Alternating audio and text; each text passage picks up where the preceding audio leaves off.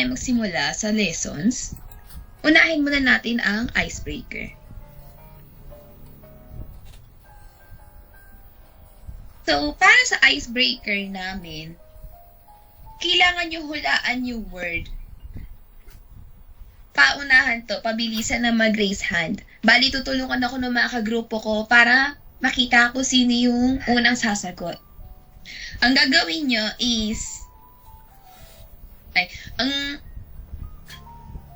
bali magbibigay kami ng word, tapos yung word na yun, compromise siya ng iba't ibang words, tapos yun yung magiging hit nyo para mahulaan yung word na yun. Okay. Naintindihan ba? Good. Maganda siya.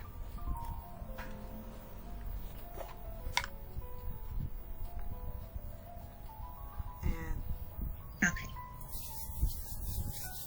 Nagigets po ba? mag-ano kayo ng reaction. Opo. Yan, maglagay ng reaction. Kung yung hindi makasagot. Okay. So, let's start the icebreaker in 3, 2, 1.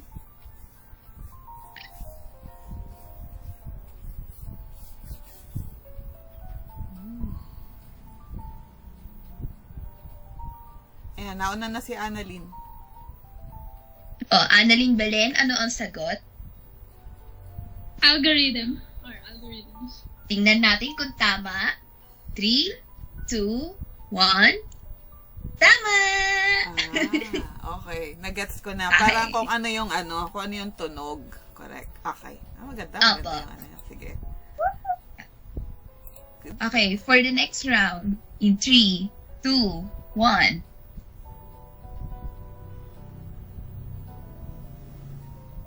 Si Paolo yung nauna.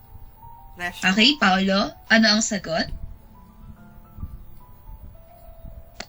Crypto system. Okay, let's check in 3, 2, 1. Correct! Crypto system. Thank you. Okay, for the next part. Handa na ba kayo? Yep. Okay.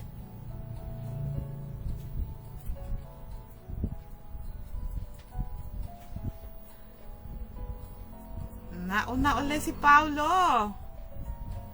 Si Paolo uli. Pasagutin mo naman yung iba, Pao.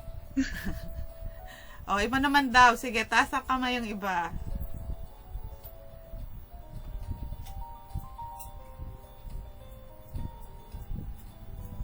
Di ba bang nakakapagtaas ng kamay?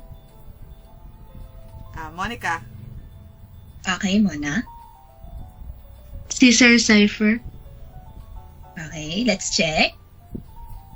You are correct. Caesar Cyber. Okay. Okay, Good. for the last round, paunahan na to guys ha, huli na to. Yung 3, 2, 1. Tingnan natin kung may makakahula nito.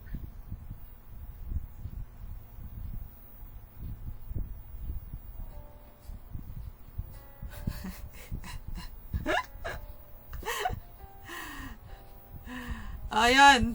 Hindi talaga tinawag eh. Si Kent. Para maiba Okay, naman. Ken. Ano ang sagot? Sorting complexity algorithm.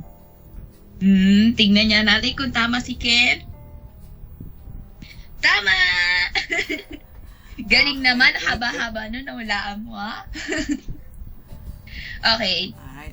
yun na po yung huli na round sa icebreaker namin. Sige. Lesson na po siya susunod. Okay. Magwe-wait pa po tayo, ma'am, or dire-diretso na po? Sige, diretso na. Tayo yung time. Okay. Yeah. So, 3.1, algorithms. What is algorithm? Algorithm is a finite sequence of precise instructions for performing a computation or for solving a problem. It is also a procedure that follows a sequence of steps that leads to a desired answer. The term algorithm is a corruption of the name Al-Khwarizmi, whose book on Hindu numerals is the basis of modern decimal notation. Originally, the word algorithm was used for the rules for the rules for performing arithmetic using decimal notation. Algorithm evolved into the word algorithm by the 18th century. With a growing interest in computing machines, the concept of an algorithm was given a more general meaning. Example 1. A university may need to find the highest score on a competitive exam taken by thousands of students, or a sports organization may want to identify the member with the highest rating each month. Develop an algorithm that can be used whenever the problem of finding the largest element in a finite sequence of integer arises. So, ang solution po sa example 1 is, firstly, set the temporary maximum equal to the first integer in the sequence. The temporary maximum will be the largest integer examined at any stage of the procedure. Number 2, compare the next integer in the sequence to the temporary maximum, and if it is larger than the temporary maximum, set the temporary maximum equal to this integer. Number 3, repeat the previous step when there are more integers in the sequence. And step 4, stop when there are no integers left in the sequence. The temporary maximum at this point is the largest integer in the sequence. Pseudocode. It provides an intermediate step between an English language description of an algorithm and an implementation of this algorithm in a programming language. The steps of the algorithm are specified using instructions resembling those used in programming languages. However, in pseudocode, the instructions used can include any well-defined operations or statements. So, ito po yung example ng pseudocode. Okay. The algorithm first assigns the initial term of the sequence A1 to the variable max. The for loop is used to successively examine terms of the sequence. If a term is greater than the current value of max, it is assigned to be the new value of max. The algorithm terminates after all terms have been examined. The value of max on termination is the maximum element in the sequence. Properties of algorithms. Input. An algorithm has input values from a specified set. Output. From each set of input values, an algorithm produces output values from a specified set. The output values are solution to the problem. Definiteness. The steps of an algorithm must be defined precisely. Generality. The procedure should be applicable for all problems of the desired form, not just a particular set of input values. Next. Correctness. An algorithm should produce the correct output values for each set of input values. Finiteness. An algorithm should produce the desired output after a finite, but perhaps large, number of steps for any input in the set. Effectiveness. It must be possible to perform each step on an algorithm exactly and in a finite amount of time. What are searching algorithms? The problem of locating an element in an ordered list occurs in many contexts. For instance, a program that checks the spelling of words searches for them in a dictionary, which is just an ordered list of words. Problems of this kind are called searching problems. Linear search or sequential search. It is a procedure for searching a list element by element. Example of linear search. Next, binary search. A procedure for searching an ordered list by successively splitting the list in half. Example of binary search. So we can see here that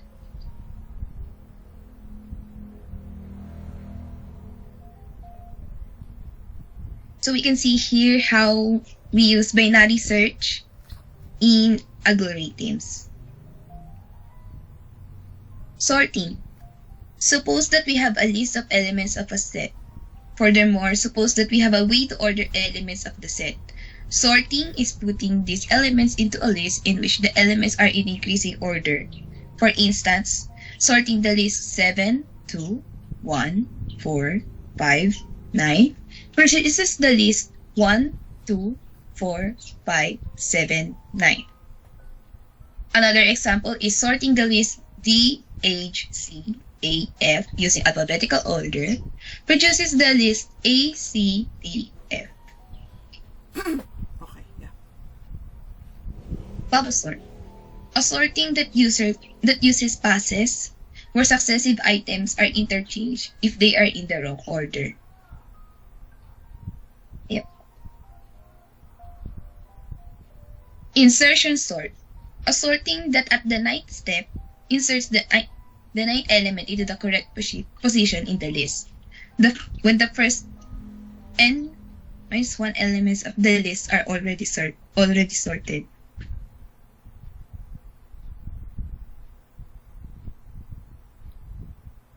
String matching.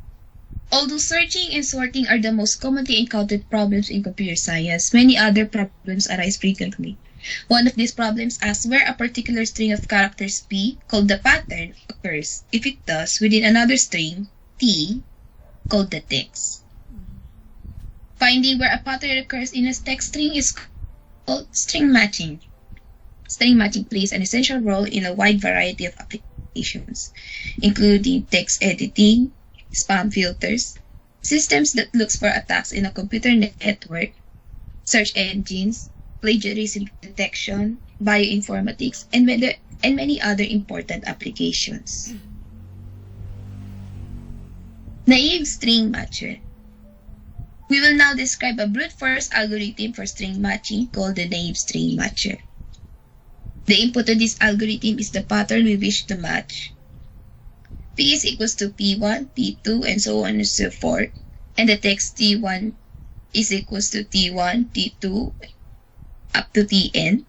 When this pattern begins at position S plus 1 in the text T, we say that P occurs with the shift in T.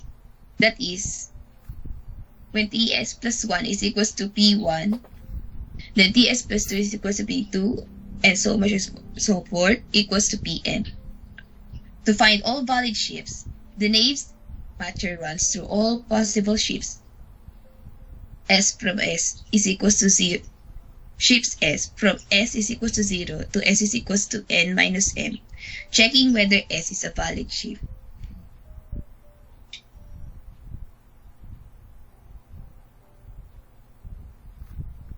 Optimization problems. The goal of such problems is to find a solution to the given problem that either minimizes or maximizes the value of some parameter. Optimization problems find a route between two cities with least total mileage, determining a way to encode messages using the fewest bits possible, and finding a set of fiber links between network nodes using the least amount of fiber. Greedy algorithms. An algorithm that makes the best choice at each step according to some specified condition. Note that we call the algorithm greedy whether or not it finds an optimal solution. Cashier's algorithm. It is a kind of greedy algorithm for making change using any finite set of coins with denominations C1, C2, and so forth. It is called the cashier's algorithm because cashiers often used this algorithm for making change in the days before cash registers became electronic. Okay. Kumbaga parang calculator. Sige, go. The halting problem. It takes as input a computer program and input to the program and determines whether the program will eventually stop when run with this input. It will be convenient to have such a procedure if it existed. Certainly, being able to test whether a program entered into an infinite loop will be helpful when writing and debugging programs. However, in 1936, Alan Turing showed that no such procedure exists. Okay. Yeah. Pinakita dito ni Turing na hindi siya Wala yung na unsolvable po siya. Okay. Lesson 3.2, the group of functions. Big O notation. It is used extensively to estimate the number of operations an algorithm uses as its input grows. With the help of this notation, we can determine whether it is practical to use a particular algorithm to solve a problem as the size of the input increases. Furthermore, using big O notation, we can compare two algorithms to determine which is more efficient as the size of the input grows. Yan. Definition 1. Let f and g be functions from the set of integers or the set of real numbers to the set of real numbers. We can say that f of x is O of gx if there are constants c and k such that f of x is less than or greater than c of gx. Whenever x is greater than k, intuitively, the definition that f of x is O of gx says that f of x grows slower than some fixed multiple of g of x, gx, as x grows with bound.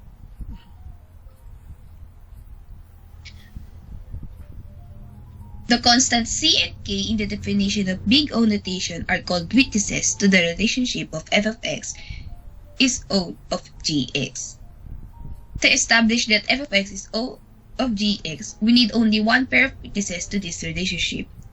That is, to show that f of x is O of gx, we need to find only one pair of constants c and k, the witnesses such that f of x is less than or equal to c of gx whenever x is greater than k.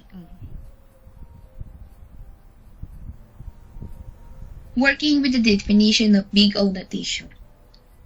A useful approach for finding a pair of witnesses is to first select a value of k for which size of f of x can be readily estimated when x is greater than k, and to see whether we can use this estimate to find value of c for which f of x is less than or equal to c of gx for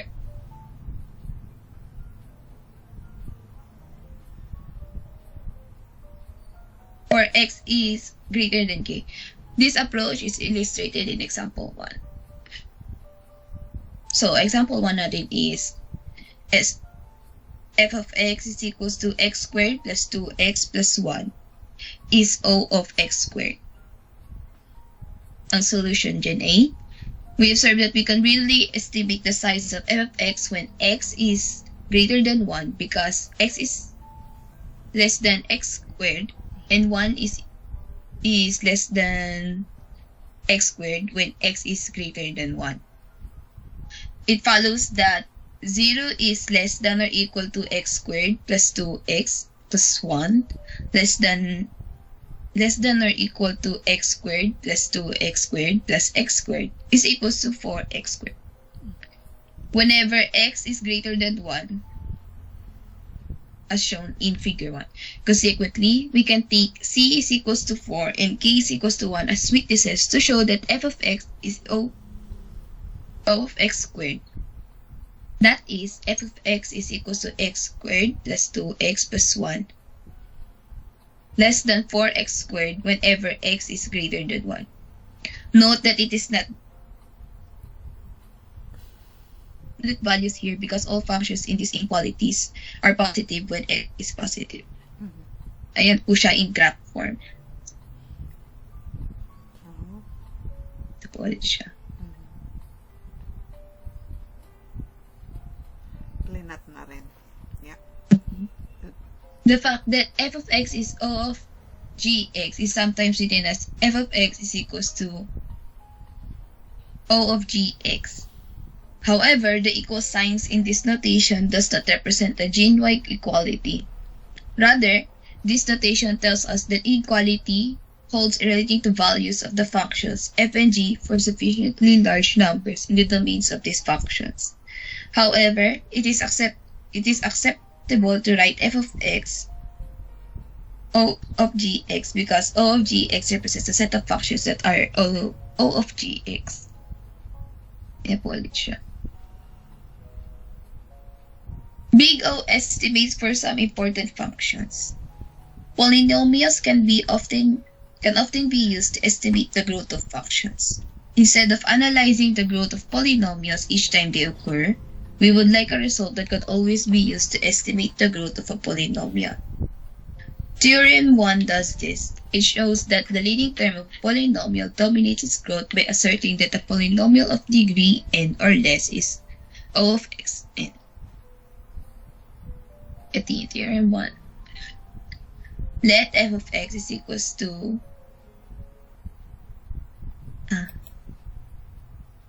an xn plus an minus 1 x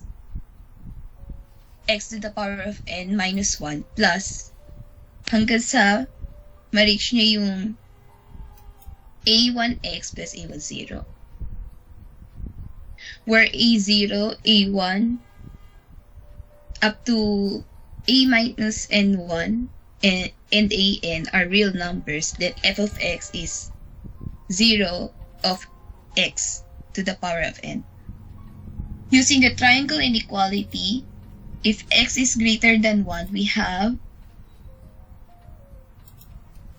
f of x is equals to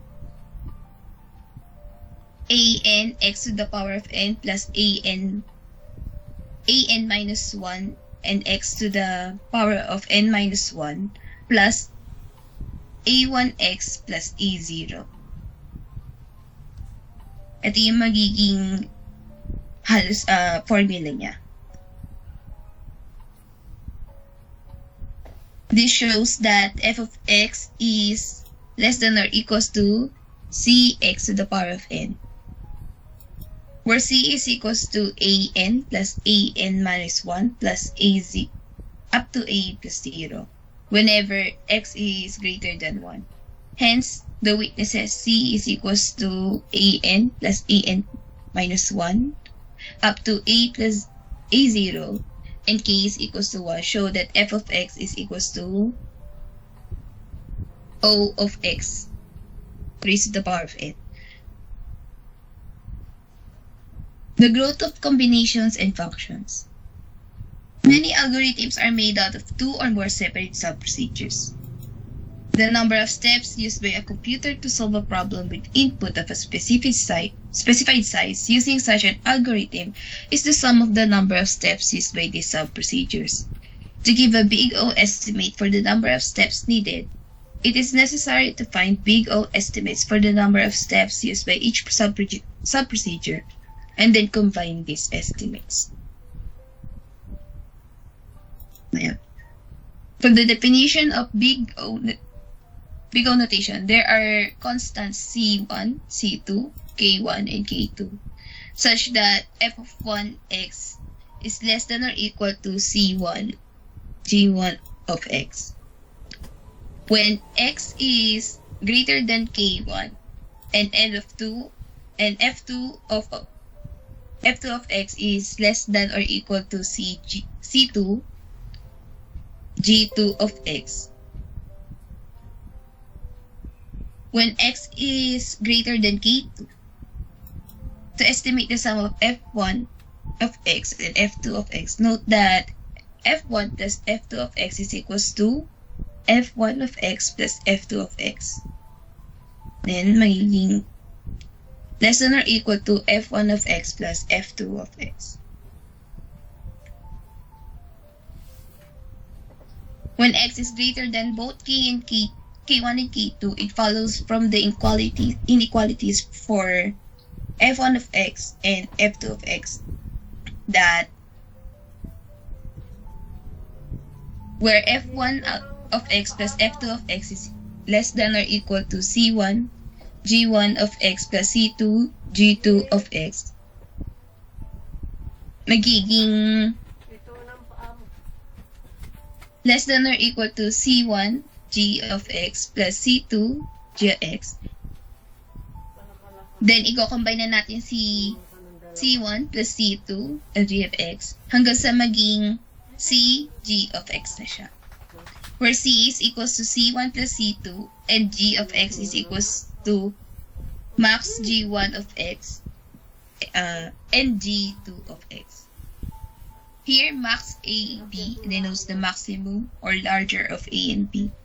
This inequality shows that f1 plus f2 of x is less than or equal to Cg of x whenever x is greater than k, where k is equals max k1, k2. We state this useful result as theorem 2. So sa theorem 2 naman, suppose that f of 1x is og1 of x and that f2 of x is og2 of x. Then f1 plus f2 of x is og of x, where g of x is equals to max g1 of x, g2 of x for all x. We often have big zero estimates for f1 and f2 in terms of the same function g. In this situation, theorem 2 can be used to show that f1 plus f2 of x is also O of gx, because max g of x is equals to g of x.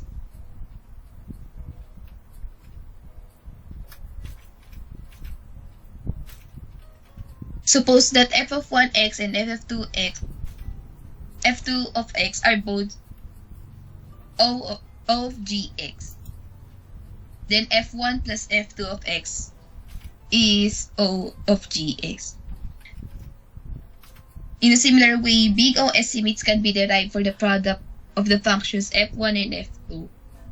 When x is greater than max k1 and k2, it follows that f1, f2 of x is equals to f1 of x, f2 of x. Tapos, isasama na natin si c. Less than or equal to c1, g1 of x, c2, g2 of x.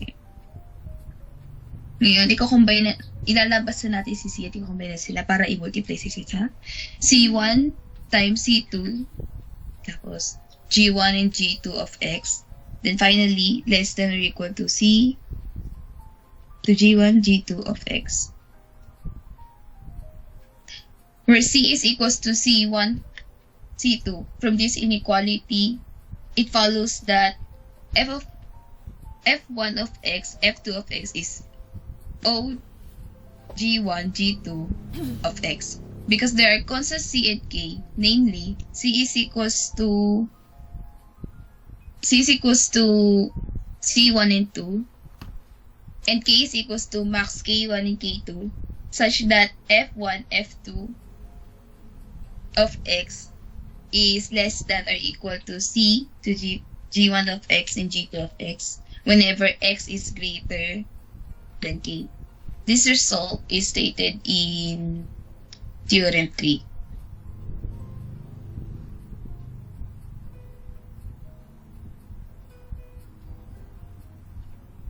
Theorem 3. Suppose that f of 1x is O of g1x and f2 of x is O g2 of x. Then f1, f2 of x is O g1 of x and g2 of x. The goal in using big O gx as simple as possible. That grows relatively slow so that f of x is O of gx. Examples 9 and 10 is illustrate to use theorems 2 and 2. To use theorems 2 and 3 to do this. The type of analysis given in these examples is often used in the analysis of the time used to solve problems using computer programs. Give a big O estimate for f of n is equals to 3n log n plus n squared plus 3 log n, where n is a positive integer.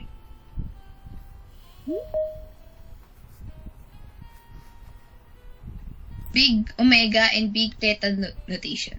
Big O notation is used extensively to describe the growth of functions, but it has limitations. In particular, when f of x is O of gx, we have an upper bound in terms of g of x for the size of f of x for large values of x. However, big O notation does not provide a lower bound for the size of f of x for large x. For this, we use Greek big omega notation. When we want to give both an upper and lower bound on the size of a function f of x relative to a reference function g of x, we use big theta notation. So, second definition para sa kanila is, let f and g be functions from the set of integers or the set of real numbers to the set of real numbers. We say that f of x is omega g of x if there are constants c and k with positive c positive such that f of x is greater than or equal to c g of x. Whenever x is greater than k, this is read as f of x is big omega of g of x. There is a strong connection between big O and big omega notation. In particular, f of x is big omega g of x of gx.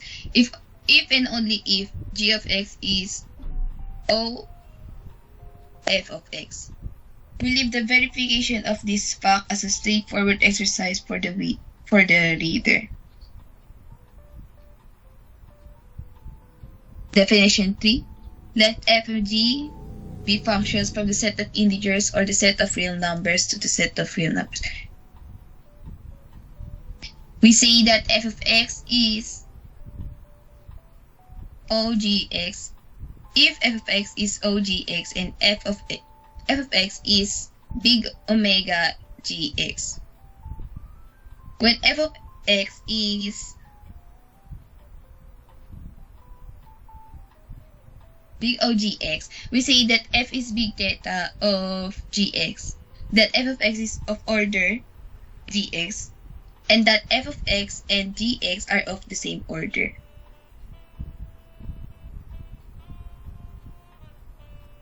So we can see here that in C1, gx is less than or equal to f of x and less than or equal to C2, gx. Whenever x is greater than k, the existence of the constants C1, C2, and k tells us that f of x is big omega gx and that f of x is O gx respectively. Usually, when big theta notation is used, the functions g of x in theta of g of x is a relative simple reference function such as x and cx, log x, and so on, while f of x can be relatively complicated. Lastly, Theorem 4, let f of x is equals to an x to the power of n plus an minus 1 to x to the power of n minus 1 plus and so forth hanggang a plus 1 x plus a0, where a0, a1, and so forth to an are real numbers with an is unequal to 0. Then f of x is of order x to the power of n. The polynomials 3x raised to the power of 8 plus 10x raised to the power of 7 plus 221x raised to the power of 2 plus 1444, then x raised to the power of 19 minus 18 raised to the power of 4 minus 10,112 and negative x raised to the power of 99 plus 40,001 x raised to the power of 98 plus 100,003 x are of orders x raised to the power of 8, x raised to the power of 19, and x raised to the power of 99 respectively. Unfortunately, as Newt observed, big O notation is often used by careless writers and speakers as if it had the same meaning as big theta notation. Keep in mind, when you see big O notation is used, the recent trend has been to use big theta notation whenever both upper and lower bounds on the size of a function are needed. Now, for lesson 3.3, here is Vince to present about the lesson.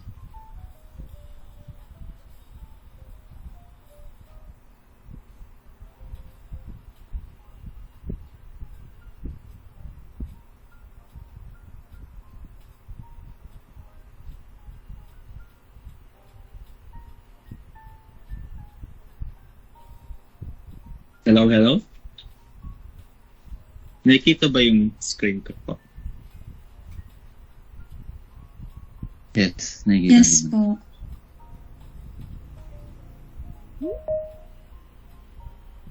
Okay. For lesson 3.3, complexity of algorithms. An algorithm must always produce the correct answer. It should be efficient. We can do this by measuring the time used by a computer to solve the given problem using the algorithm. This is where computational complexity gets involved. Space complexity. Complexity is to analyze the required memory in a computer. Dito sinasabi na yung mga parang yung required storage na kakailangan ng computer. That's why tawag dito is space complexity. And the second one is time complexity. The analysis of time requires to solve the problem. Can be expressed in terms of number of operations used by the algorithm, and the input has a particular size.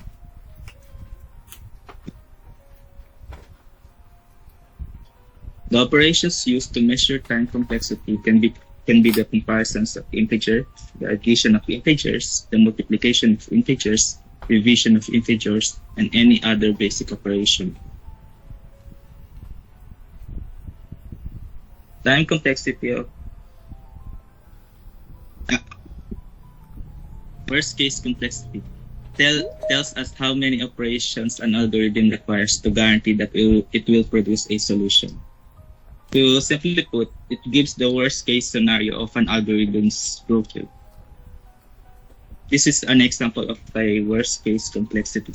The amount of space this algorithm takes will grow no more quickly than this f of x, but it would grow slowly. Average case complexity is the average number of operations used to solve the problems over all possible inputs of a given size is found in this type of analysis. Average case complexity analysis is usually much more complicated than worst case analysis. However, the average case analysis for the linear search algorithm can be done without difficulty. We can find average case complexity by taking all possible inputs and calculate the computing time for all the inputs. Sum all the calculated values and divide the sum of the total numbers of the inputs. Matrix multiplication. The definition of a product of two matrices can be expressed as an algorithm for computing the product of two matrices. Matrix chain multiplication is another important problem involving complexity of multiple of matrices. Dito naman sa matrix chain multiplication ay kapag two or more na matrices yung papag-combine or combine. In this process of multiplying multiple matrices with only few arithmetic operations, algorithmic paradigms is a general approach for constructing algorithms based on a particular concept. This is the generic model or framework which underlies the design of a class of algorithm. They provide templates using the suited to solving a broad range of diverse problems. Yung parang pinaka-basic concept sa algorithm, that's called the algorithmic paradigms. Here are some examples of it: fractional knapsack, activity selection, divide and conquer. Brute force algorithms. The algorithmic paradigm based on constructing algorithms for solving problems in a naive manner for the statement of the problem and definitions. Dito ay a problem is solved in the most straightforward manner based on the statement of the problem and the definitions of terms. Here is an example of a brute force algorithm. If there is a lock pin, a 4-digit pin, the digits can be chosen from 0 to 9. Then the brute force will try all the possible combinations one by one, like 001, 0002, 0003, and 0004, so on and so forth, until we get the right pin. In the worst case, it will take 10,000 tries to find the right combination. So basically, parang dito ay hindi siya ginagamitan ng tutak. Ganun sa brute force algorithm. Tractable problems are problems for which there is a worst case polynomial time algorithm that solves it. Wait lang, This is the- dadagdag ako, Vince, dun sa brute force algorithm. If meron kasi mga ganitong device na ginawa na, no? Pero ang ginamit, I don't know if any one of you have experienced yung medyo yung dark na portion ng mga nagagawa ng ng code, no? So they have encoded yung brute force algorithm. Kasi lang yan eh. Pero ngayon na naging yung so mas safe yung 6-pin, no? Yung 6-pin, yung mga 4 pins na bank ngayon, hindi na sila dun sa yun yung mga sinasalpak, no? Sinasalpak dun sa machine ng ATM halimbawa.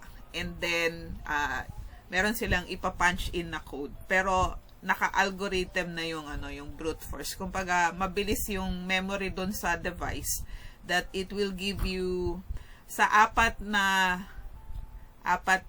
numbers, which is apat na pin, no?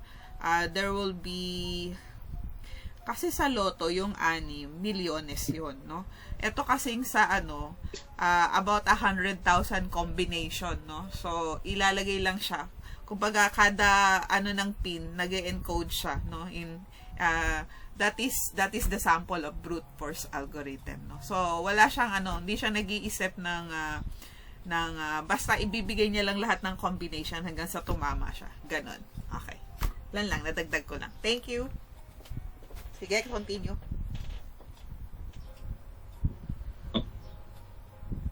Okay, let's continue on. Tractable problems are problems for which there is a worst case polynomial time algorithm that solves.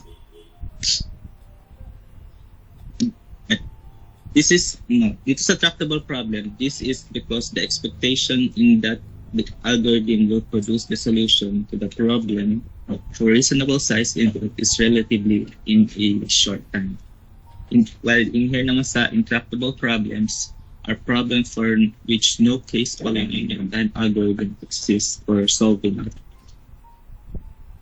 For the solvable problems naman are problems that can be solved by an algorithm, and the unsolvable problems are the complete opposite of the solvable problems, where is the problem cannot be solved by an algorithm.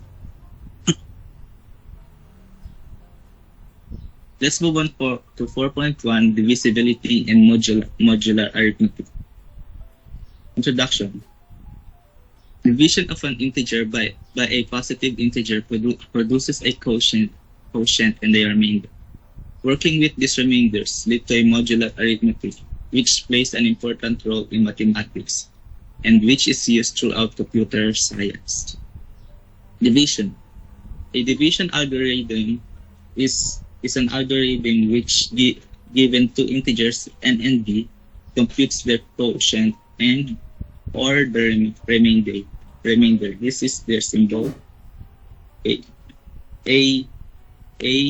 divided by b. There is an integer c such that b is equal to a. Example of a division is determine whether 3 or 7 and whether 3 over 12. We see that 3 over 7 is not an integer because 7 over 3 hindi siya integer, that's a fraction.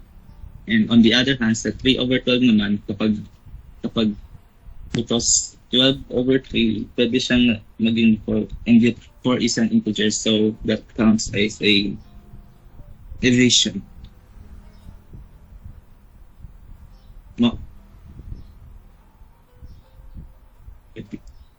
Arithmetic done modulo an integer m is greater than or equals to 2.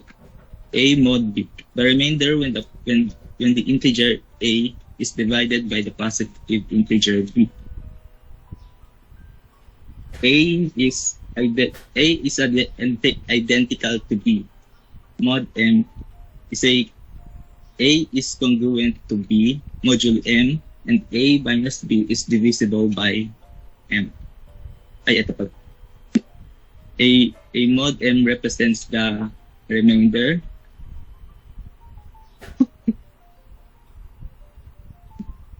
And here's an example of modular arithmetic. Determine whether 17 is congruent to modulo 6 and whether 24 and 14 is congruent to modulo 6. Because 6 divides 17 minus 5 is equals to 12, you see that 17 is identical to modulo 6. However, 24 minus 14 is equals to 10, which is not divisible by 6. So we see that 24 is not identical to 14 with the modulo 6.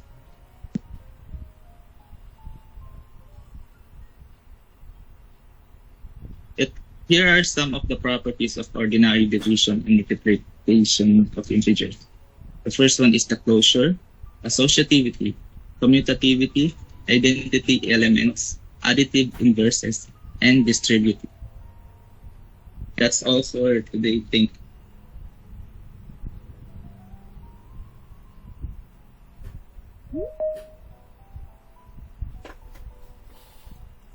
Belicos.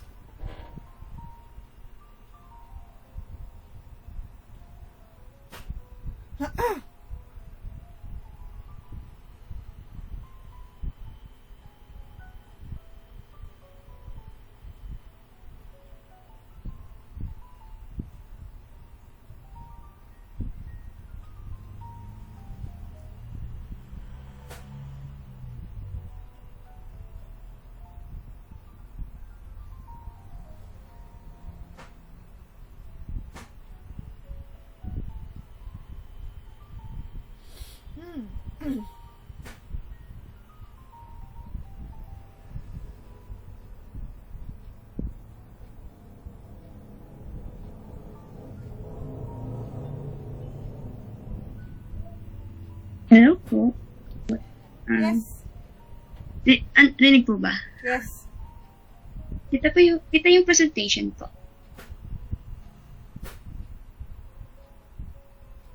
Kita.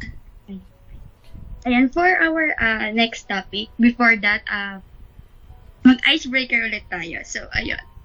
Ang lalawin natin is Cesar Cipher. So, the instruction is, the player is given an encrypted message and a cipher. To decrypt the message, the player will find the encrypted letter on the inner circle of the cipher to find the decrypted letter on the outer circle. So, for example, ayan,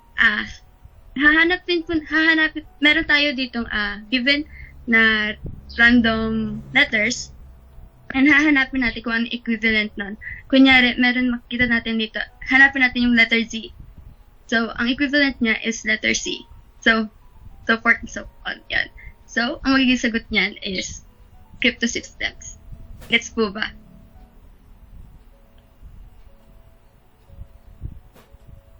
Ay, Ulit. ayun, okay, sige. Dito sa inner circle, kung makita natin, merong inner circle, yung given na rumbled letters is meron siyang equivalent na letter dun sa outer circle. Tapos hahanapin lang natin kung ano yung equivalent ng inner circle dun sa outer circle. Ayun. And malalaman na natin kung ano Okay. yung pinaka-word. Ayan. Gets na po ba? Ayan. Kung wala na po bang tanong? So, ready na ba kayong laruin to? Okay. Ayan. So, for the first rumbled letters, you have given 10 seconds to answer this.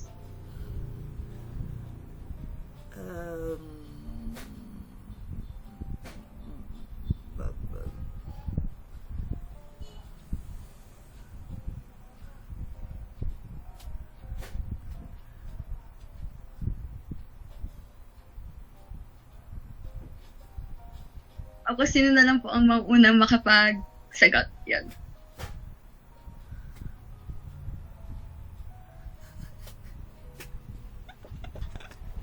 Pati ako nahihirapang mag-isip pa.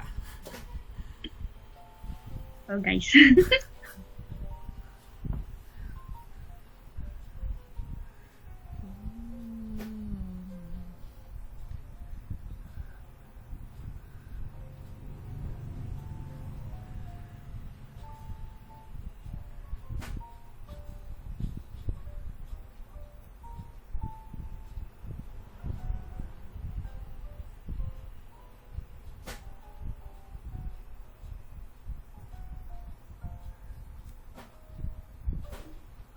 Ah?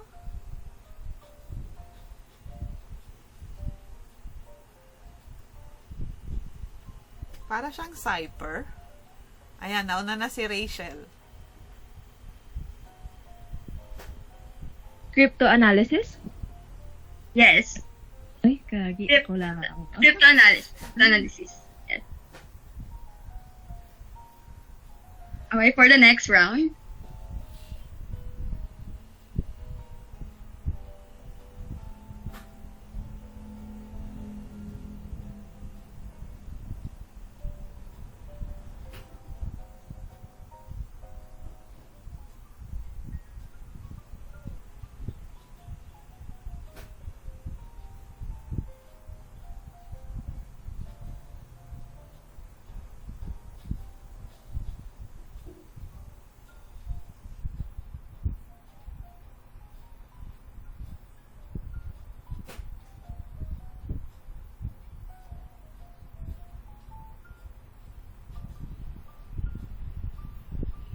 Okay, nauna si Mona. Mm-mm.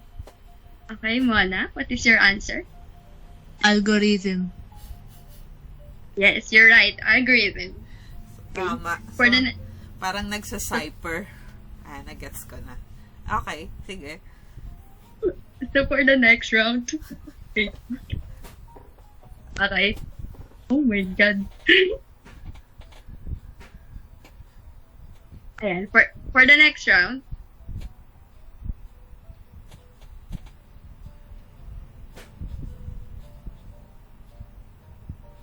Ganito yung concept ng enigma eh. Pero yung enigma, horizontal. Ito, circular.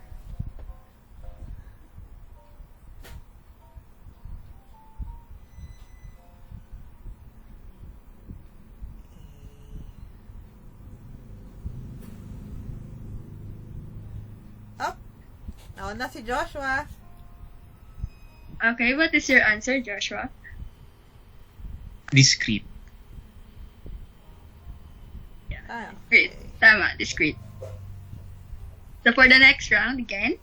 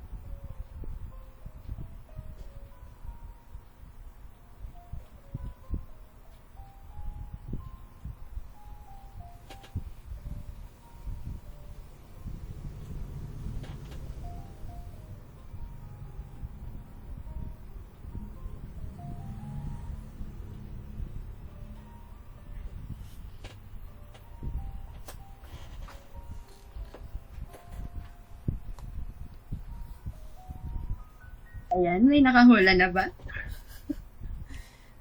Siguro kailangan i-go through lahat ng letters. Yung half, pag nakuha nyo na yung half, okay na siya. Pwede na hulaan. Ah! Nauna ulit si Joshua. Okay, Joshua, what is the answer? Hindi ko sure, pero homomorph pa to. Again? Homomorph. Let's see. Homomorphic. Homomorphic. Malapit-lapit Oh, ka na. okay.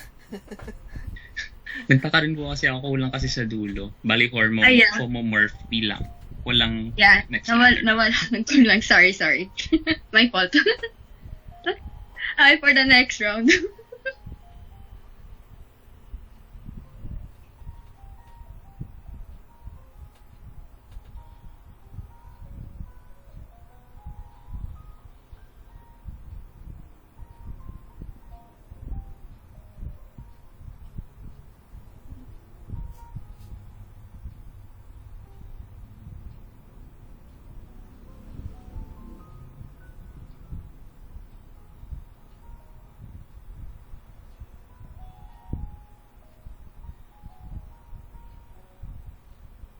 Okay, Jen.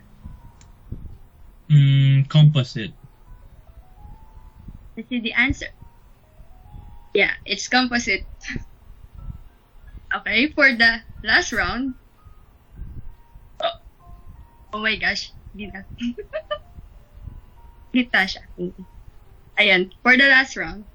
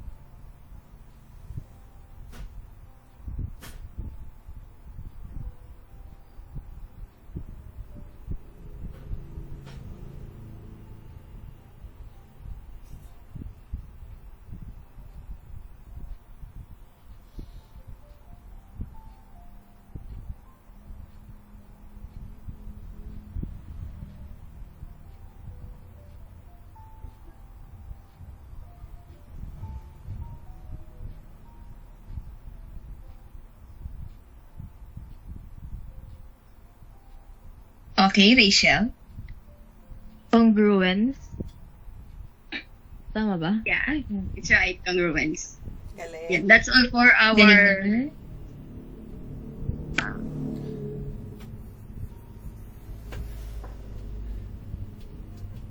Okay, may points icebreak. yung mga nagpa-participate ha. Kaya sumagot kayo, no? Points din yun. I will count it as participation.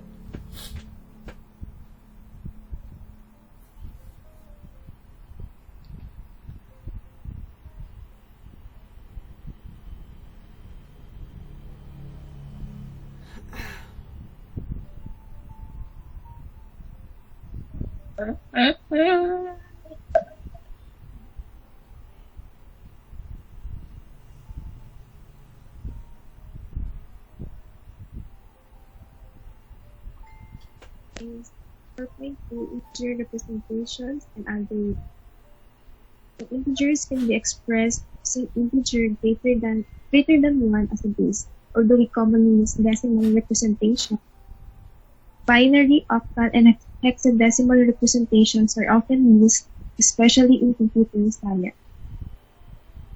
Next slide. The first is binary representation. It is the base 2 representation of integers, and numbers are represented by either 0 or 1. Next slide.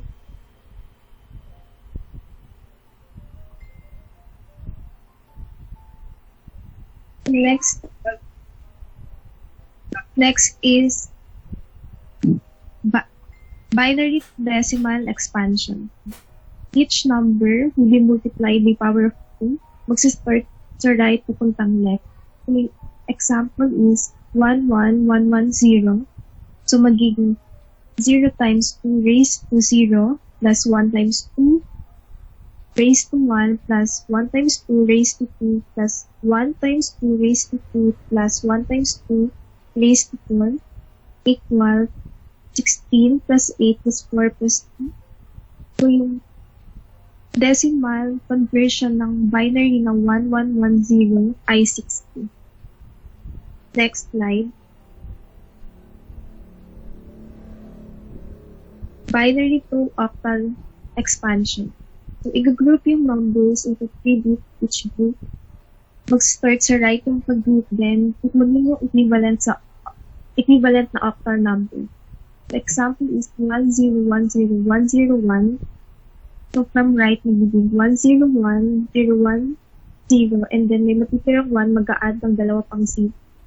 So, yung equivalent ng 001 ay 1, ang 010 ay 2, at ang 101 ay 5. Next slide. Binary to hexadecimal expansion. I-group naman yung numbers into 4 groups each group. Mag-start din sa right of the group, then group mo yung equivalent hexadecimal ng each group. The example is 1011110. So from right, magiging 1110 and 010. So equivalent ng 0101 is 5 and ang 1110 ay 8. So next slide. Octal representation. So it is the base 8 representation of integers. Digits are represented by numbers 0 to 7. Next slide. Octal to decimal expansion. So, i-multiply yung each number by power of 8. Mag-start din from right going to left. The example is 304. So, magiging 4 times 8 raised to 0 plus 0 times 8 raised to 1 plus 3 raised to 3 times 8 raised equals 3 times 64 plus 0 times 8 plus 4 times 1. So, equals 192 plus 0 plus 4 equals 190. Next slide. Octal to binary. Iko-complete yung each number sa equivalent 3-bit binary, yan ayun ay pinaka-magiging answer. Example is 41. So, yung equivalent ng 4 is 100 and ang 1 naman is 001. Next slide. Hexadecimal representation. It is the base 16 representation of integers represented by numbers 0 to 9 and letters A, B, C, D, E, and F. Next slide. Hexadecimal to decimal expansion. We multiply each number with the power of 16. Starting sa right, going to the left. Example is A10, magiging 0 times 16 raised to 0 plus 1 times 16 raised to 1 plus 10 times 16 raised to 2 equals 10 times 256 plus 1 times 16 plus 0 times 1 equals 2,560 plus 16. And the pinaka-final answer is 2,570. Next slide. Hexadecimal to binary.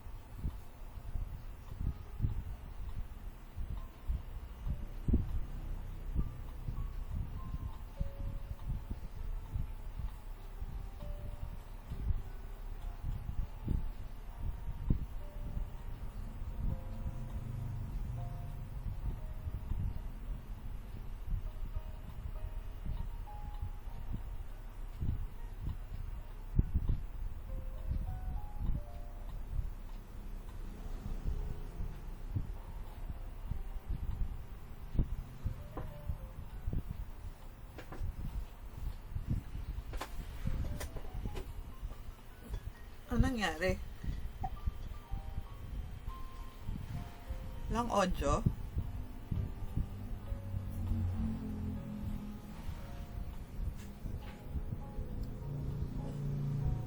Class? Class, naririnig mo ako? Ma'am, parang nawala po yung nagre-report. Parang nagkaroon po ng problem sa internet niya po. Akala ko ako yung nawala eh. Okay. Sige. Sino yung sasalo kay ano? Ano ang pangalan nito? Naputol siya eh.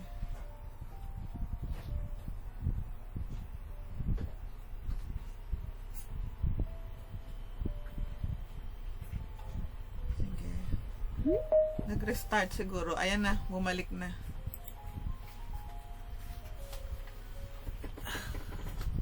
Andyan na ulit si Alisa. Tinig na po ba? Ayan, naputol ka eh. Sige, go ulit. So yung next is hexadecimal to binary expansion. So complete to each number of 4-bit binary equivalent. Example is A, C, D. So example ng A is 1010 ng 2 ay 0010. So yung equivalent ng D ay 1011. Next slide. Decimal to binary expansion. So the number will be divided by 2 and it will be repeated until the quotient is 0. The remainders will serve as the binary number. Example is 241. 241 divided by 2 equals 120, remainder 1. 120 divided by 2 equals 60, remainder 0. 60 divided by 2 equals 30, remainder 0. 30 divided by 2 equals 15, remainder 0. 15 divided by 2 equals 7, remainder 1. 7 divided by 2 equals 3, remainder 1. 3 divided by 2 equals 1, remainder 1. And 1 divided by 2 equals 0, remainder 1. So yung pagsulat ng answer is mag-start from bottom going upward. So yung answer is 11110001. Next slide. Decimal to octal expansion. So the number will be divided by 8 and it will be repeated until the quotient is 0. So the remainders will serve as the octal number. Example is 127. 127 divided by 8 equals 15, remainder 7. 15 divided by 8 equals 1, remainder 7. 1 divided by 8 equals 0, remainder 1. So yung answer is 1177. Next slide. Decimal to hexadecimal expansion. So the number will be divided by 16 and then mag-repeat lang siya until the quotient is 0. An example is 600. 600 divided by 16 equals 37, remainder 8.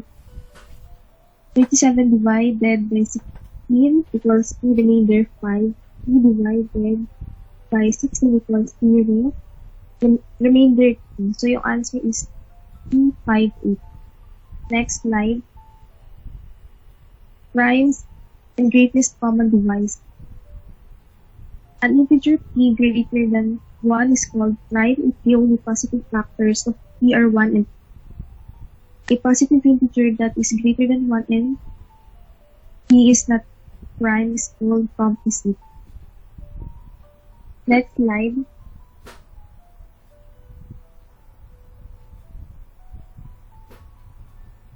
So prime factorization. Prime factorization is a process of writing all numbers into product format.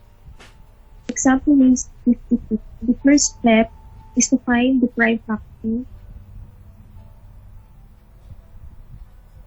So yung mag-start siya is by i-divide mo na siya sa smallest prime number na 2. So 54 divided by 3 is equal to 27. Then mag-start ulit sa 2 as a divisor. And if hindi na divisible, divide na sa next number which is 2. So 27 divided by 2 is equal to 9. 9 divided by 3 is equal to 3. And 3 divided by 3 is equal to 1. So yung prime factor from 54 ay 2 times 3 times 2 times 2. Next slide. Greatest common divisor. The largest integer that divides both of two integers is called the greatest common divisor of this integer. So, example is, what is the GCD of 25 and 36? The divisors of 24 ay nasa right side, and divisor din of 36 nasa right side din. And it can be seen that the largest divisor that can be divided by both numbers is 12. GCD nila is in 12. Example number 2 naman is, what is the GCD of 17 and 22? So, yung divisors of 17 ay 1 and 17, and yung divisors of 22 and 1 and 2. So, yung GCD nila is 2. And sabi, the integers are considered prime if their GCD is 1. Next slide. Pairwise relatively prime. A list of integers is pairwise relatively prime if every pair of the items in the list are relatively prime. Example, 10, 17, and 21. So yung GCD ng 10 and 17 is 1. Yung GCD ng 10 and 21 is 1. And yung GCD naman ng 17 and 1 is 1. So, ibig sabihin, pairwise relatively prime yung group na yun.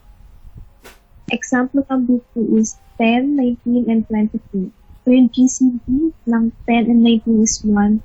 Yung GCD ng 10 and 24 is 2. And yung GCD ng 19 and 24 is 2. Therefore, it is not a pairwise relatively prime. Next slide. The Euclidean algorithm. It is a way to find the greatest common divisor of two positive integers a and b. Example is, find the GCD of 287 and 91. So, ang gagawin is, i-divide mo yung 287 by 91, so it is equal to 3, and then remainder 14. And then, kung naman yung divisor na 91, i-divide sa remainder na 14, so yung answer is 6, and then yung remainder is 7. Then, next is, kung ulit yung divisor na 14, i-divide sa remainder na 7, so yung answer is 2, and the remainder is 0. And the GCD ng 287 and 91 is 7, since it is the last one to remain. Next slide.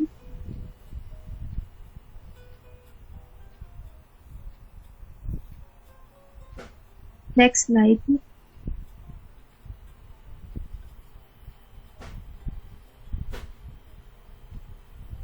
Pabalik ko na isang slide. GCD is a linear combination. So, yung express GCD of 152 and 198 equals 18 as a linear combination. So, the first step is use Euclidean algorithm. So, yung nasa left side, makukuha yun after gamitin yung Euclidean algorithm.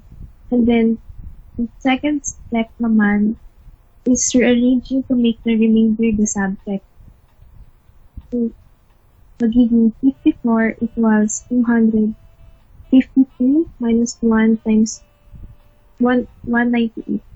And then yung second is 36 equals 198 minus 3 times 54. And yung last is 18 equals 54 minus 1 times 36. Next slide. Third step is substituting for the remainder. Yung first equation na gagamitin ay yung pinaka-last. And then, isa-substitute to each remainder equation. Since 36 yung next na remainder from the bottom, isa-substitute to expression na 198 minus 2 times 54 sa 36. So, first is negative 1 times 198 is equal to negative 1 times 198. So, ibig sabihin nun is merong isang copy ng 198. Next is negative 1 times negative 3 ay equal to 3 times 7. Merong 3 copies ng 54. But since meron pang isang 54 sa pinaka-F, so magiging 3 plus 1, so 4 equals to 4, and then 4 times 54. So yung fourth step is isa-substitute na yung nakuhang equation na negative 1 times 198 plus 4 times 54. Isa-substitute na din yung next remainder na 54. So, magiging negative 1 times 198 plus 4 times 252 minus 1 times 198. So, magiging 4 times 252 ay equal sa 4 times 152 or 4 copies of 252. And then 4 times negative 1 is equal to negative 4 times 198. But since may isa pang 198 sa pinaka-left side, so negative 4 plus negative 1 is equal to negative 5 times 1.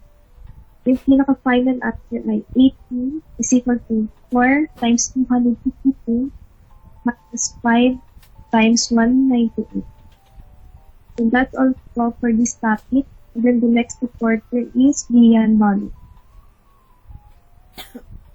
Okay. Online yung account. Tapos lahat sila may access. Not bad.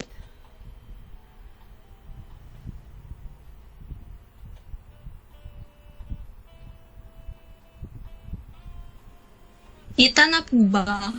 Yes. Good morning, everyone. So, for the linear congruences, where a congruence of the form ax is congruent to b modulo m, where m is a positive integer, a and b is a integer, and x is a variable, is called a linear congruence. How can we solve the linear congruence ax is congruent to b modulo m? How can we find all integers x that satisfy this congruence? So, it means that maraming sagot and pwede for linear congruences and hindi lang isa.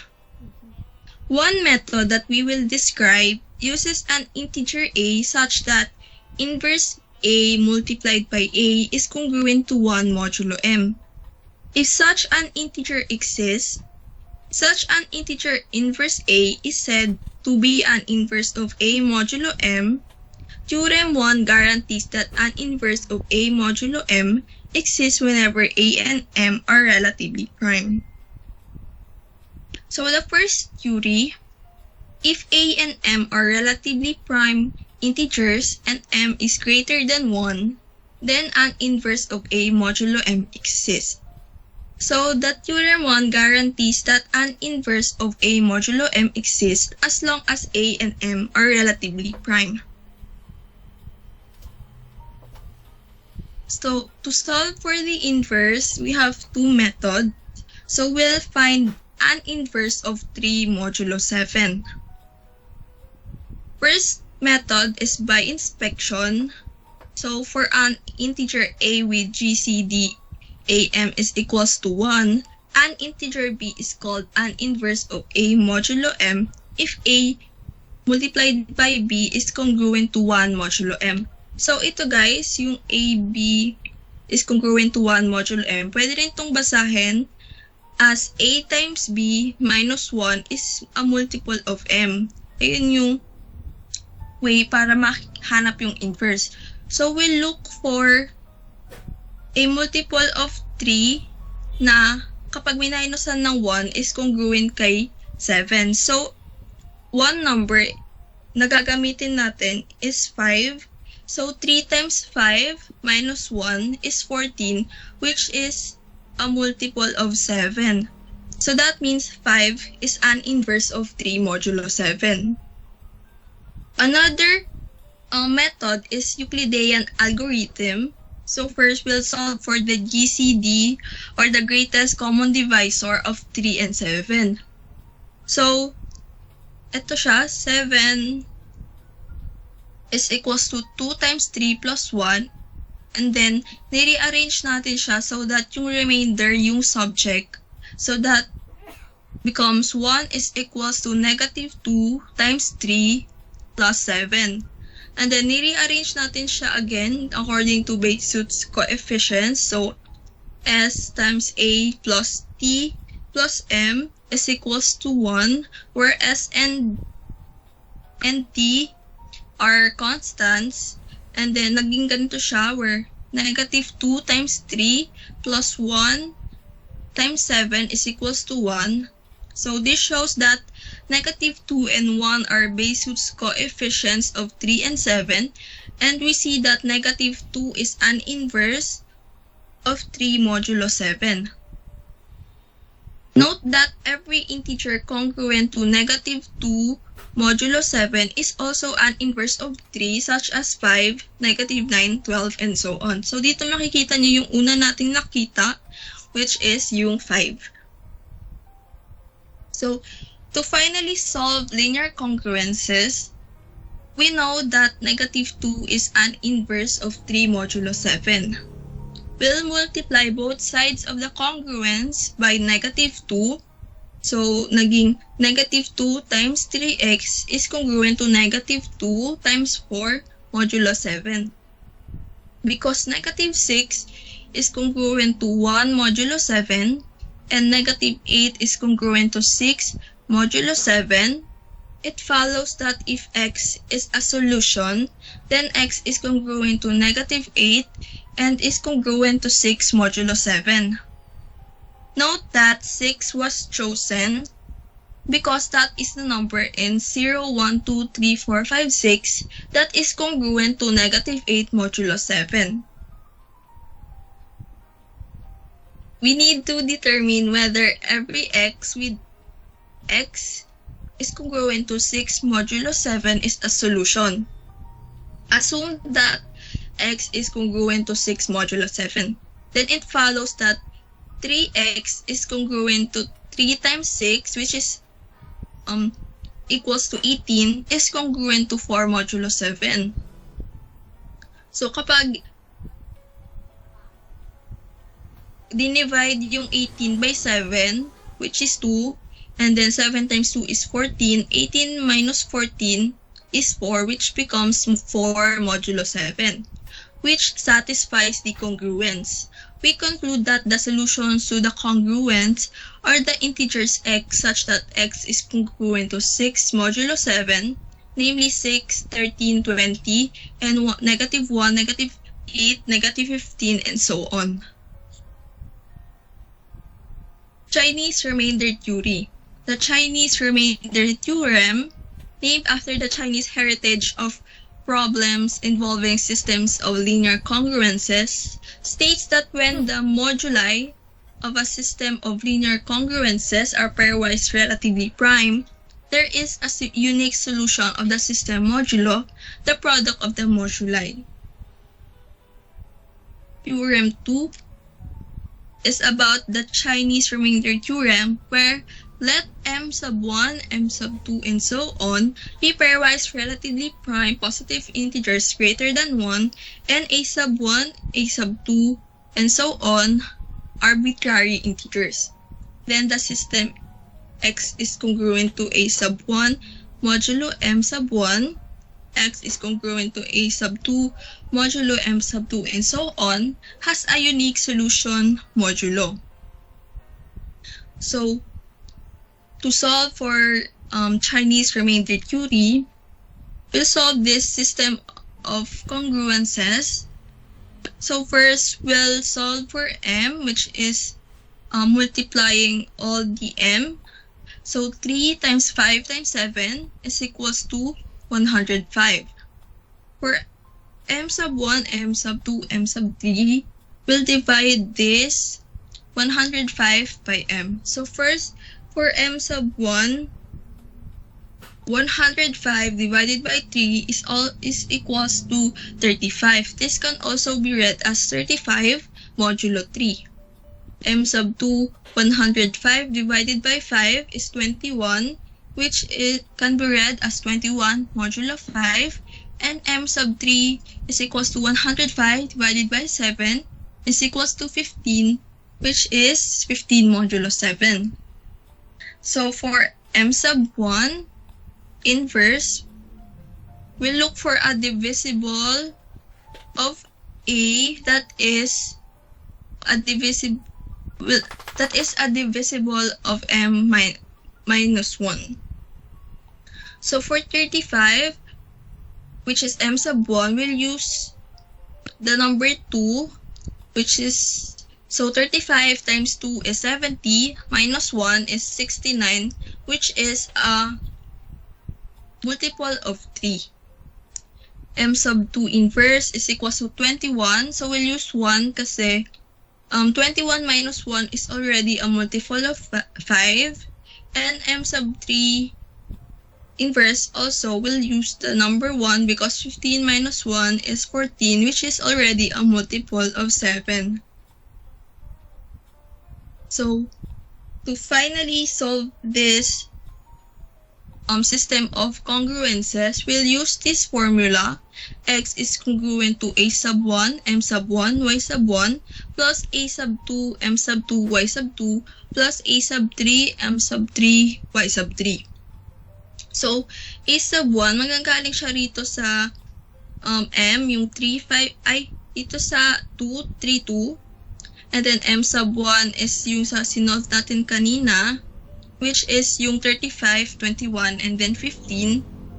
And then yung y2 is yung inverse, which is yung 2, 1, 1. So we'll substitute this, which is equals to 2 times 35 times 2 plus 2 plus 3 times 21 times 1 plus 2 times 15 times 1, which is equals to 233, which is congruent to 23 modulo 105. Ito yung final answer, yung 23 modulo 105. Another theorem which by Fermat, the French mathematician Pierre de Fermat, one of the leading mathematicians of the first half of the 17th century, made many important discoveries in number theory. So Theorem 3, which is Fermat's little theorem, states that if p is prime and a is an integer not divisible by p, then p minus 1 is congruent to 1 modulo p. Furthermore, for every integer a we have, a raised to p is congruent to a modulo p. So, to prove that Fermat's theorem is true, we'll use p, an integer prime number, a, an integer which is not a multiple of p. So, we'll use the number a, which is 2, and p as 17. So, according to Fermat's little theorem, 2 raised to 17 minus 1, so 16, is congruent to 1 modulo 7. That means 65,536 minus 1 is a multiple of 17, which is true. Pseudo-primes. Pseudo-prime to the base p, a composite integer n such that p raised to n minus 1 is congruent to 1 modulo n. A composite or non-prime number n that fulfills Fermat's theory that most other composite numbers fail. So kanina, ang p natin is dapat p siya na prime. Pero sa pseudo-prime, kahit hindi siya prime nasa-satisfy niya yung theorem ni Fermat. So, we'll use T for 1 as n and 2 as base. So, note guys that 3 for 1 is not a prime, it's a composite number. So, 11 times 31. So, 2 raised to 3 for 1 minus 1 is congruent to 1 modulo 3 for 1. So, dito pa lang, nasatisfy niya na yung theorem ni Fermat. Pero, to further satisfy, gagamitin natin yung mga multiple niya. So, 2 raised to 10. So, ano yan? 2 raised to 11 minus 1, which is 10, is congruent to 1 modulo 11. While 2 raised to 31 minus 1, which is 30, is congruent to 1 modulo 31. So, both of this equation is congruent to 3 raised to 340. So, that means that 2 raised to 3 for 1 minus 1 is really congruent to 1 modulo 3 for 1. Carmichael number. A composite integer n such that n is a pseudo-prime to the base b for all positive integers p with GCD Pn is equals to 1. So, when a number is a pseudo-prime to every base, we say that a number is a Carmichael number. So, yung difference ni Carmichael kay pseudo-prime is that, while pseudo-prime, yung onti lang yung nag-work sa kanila na base, ito 2. But sa Carmichael, any number, positive integer, is nag-work sa kanila. So, example ng Carmichael number is 561, 1105, 1729, and so on. So, primitive root. Primitive root of a prime p, an integer r in z p such that every integer not divisible by p is congruent modulo p to a power of r. So, as an example, we'll use is 2 a primitive root of 11. So you can see in the table na ginamit natin yung mga numbers, positive numbers before 11. So 1 to 10. And then n minus 1. So minusan lang natin ng 1. And then ginamit natin yung 2 as base. So 2 raised to 0 is 1. So kapag hindi pa siya tumalagpas ng 11, as is lang yung number niya. But once na makarating na siya na more than 11 na, 2 raised to 4 is 16. So, ang sagot na dito is 5 kasi ano na siya, remainder na siya. So, makikita nyo rito is nakuha lahat ng number before 10, yung mga n. So, 1, 2, 3, 4, 5, 6, 7, 8, 9, 10. So that means 2 is a primitive root of 11. Discrete logarithms. Discrete logarithm of a to the base r modulo p, the integer e with 0 less than or equal to e, which is also less than and equal to p minus 1, such that r raised to e is congruent to a modulo p. Discrete logarithms to find the discrete logarithms of 3 and 5 modulo l to the base 2. So when we computed the powers of 2 modulo 11 kanina, we found that 2 raised to 8 is equals to 3 and 2 raised to 4 is equals to 5. Hence, the discrete logarithms of 3 and 5 modulo 11 to the base 2 are 8 and 4 respectively. These are the powers of 2 that equal 3 and 5 respectively. We write log base 2 of 3 is equal to 8 and log base 2 of 5 is equals to 4, where the modulus 11 is understood and not explicitly noted in the notion. Yun lang po. So for the next reporter, Miss Charis Camilong.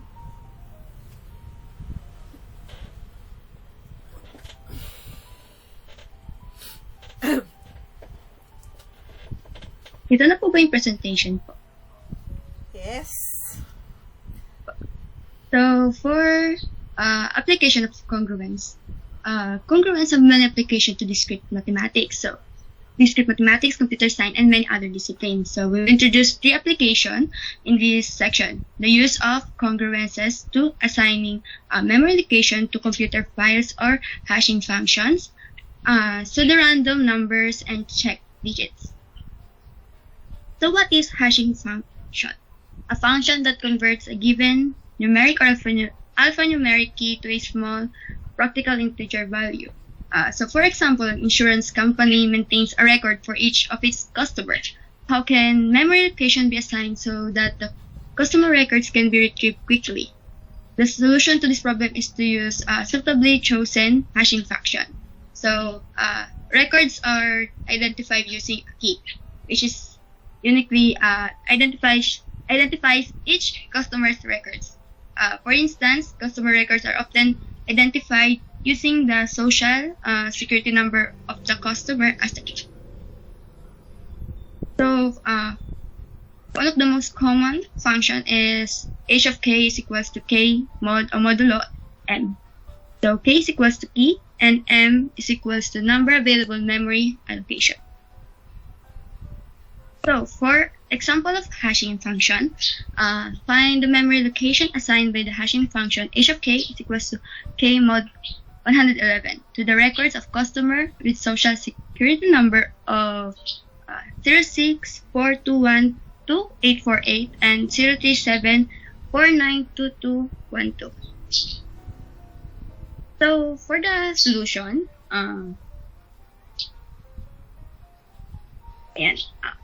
so RK will be RK or key will be 064212848, and we will divide it by 111. So the answer would be 14. But when I try this on my calcu and divide it by 111, doesn't show the exact 14, the remainder 14. So the remainder 14. So nung kinalculate ko siya sa calculator, ang lumabas is yung remainder niya is 0.12.6 something, and it is equal to 13. So the best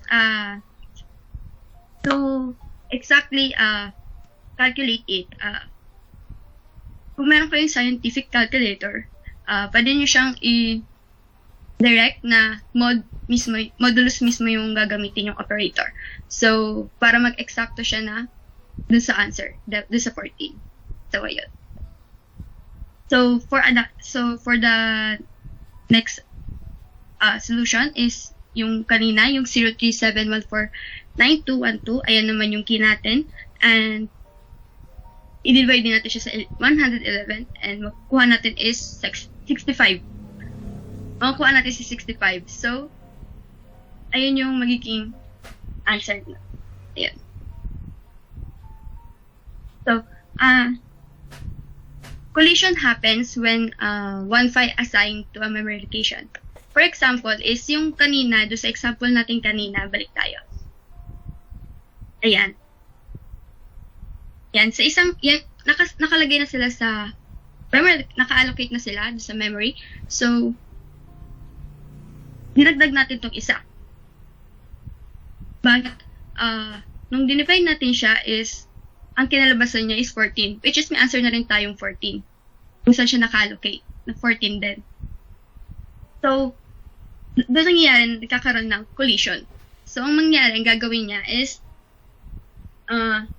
pupunta siya, i-locate natin siya sa next na next na number na free ng allocation. So, ayun yung 15. So, the answer would be 15. If ever na may mangyaring collision. Yeah, so next is the pseudo-random numbers.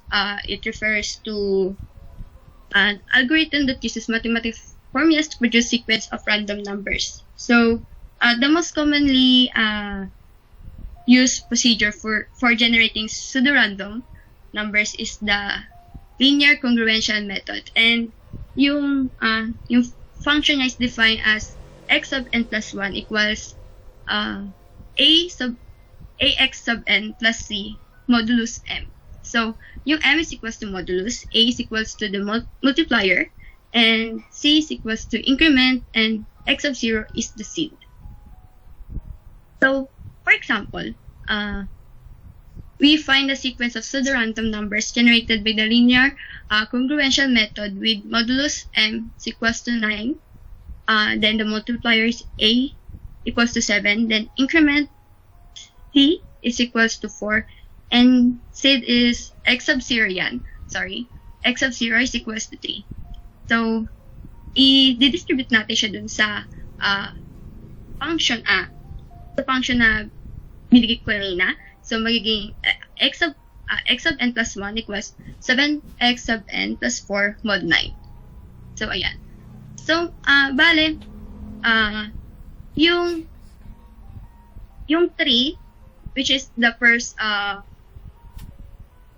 i-add natin yung 3 sa, so yung x of 0 is equals to 3 ay yung magiging, ito yung magiging simula natin para mahanap natin yung x sub 1. So, dito, kung makikita natin, may, yung distribute natin kanina na x sub 1 equals 7x sub 0 plus 4 mod 9. Ayan. And is equals to 7 po.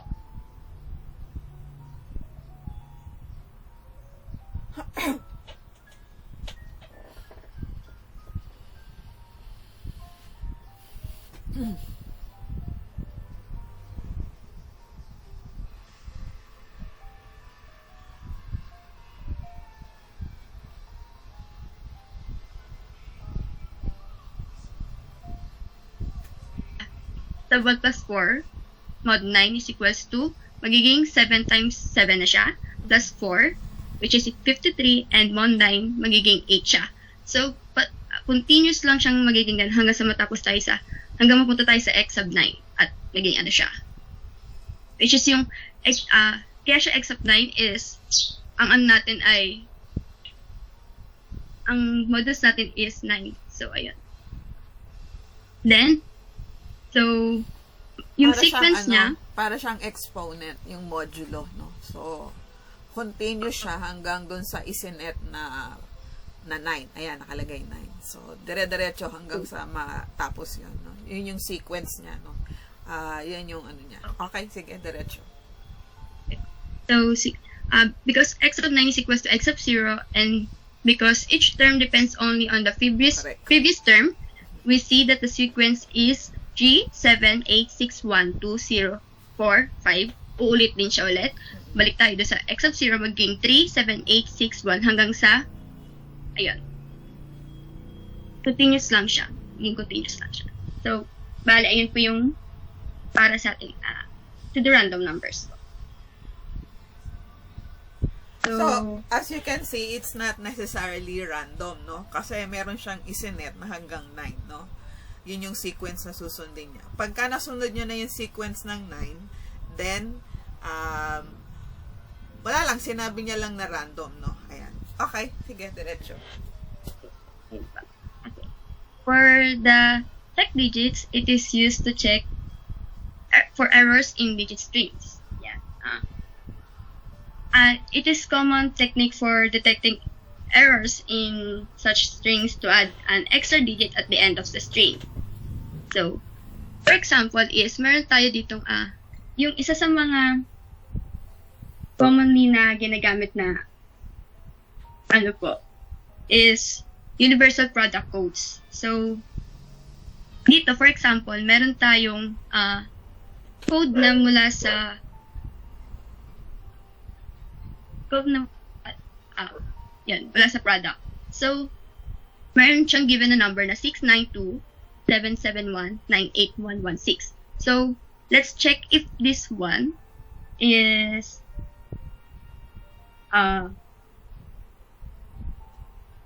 yun, kung tama yung 1, yun. So, first we add the digits in the odd number position. First, third, fifth, or yun. So, ang mangyayari is 6 plus 2 plus 7 plus 9 plus 1 plus 6, which is makita natin dito sa code is 6, 2, 7, 9, 1, 6. Ayun yung natin.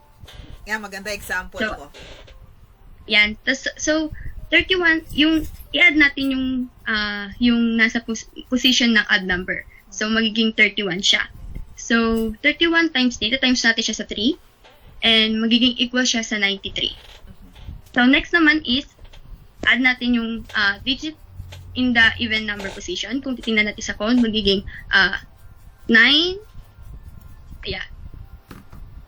9, 7, 1, 8, 1.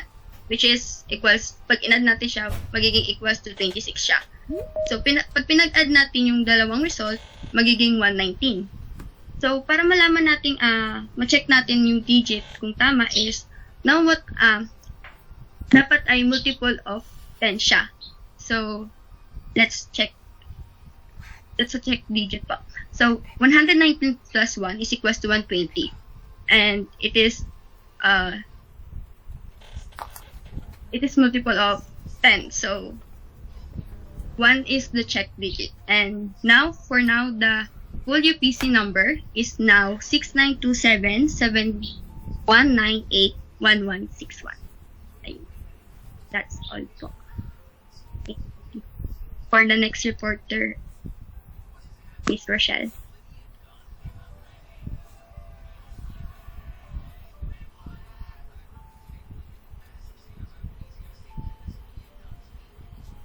Itan Yep.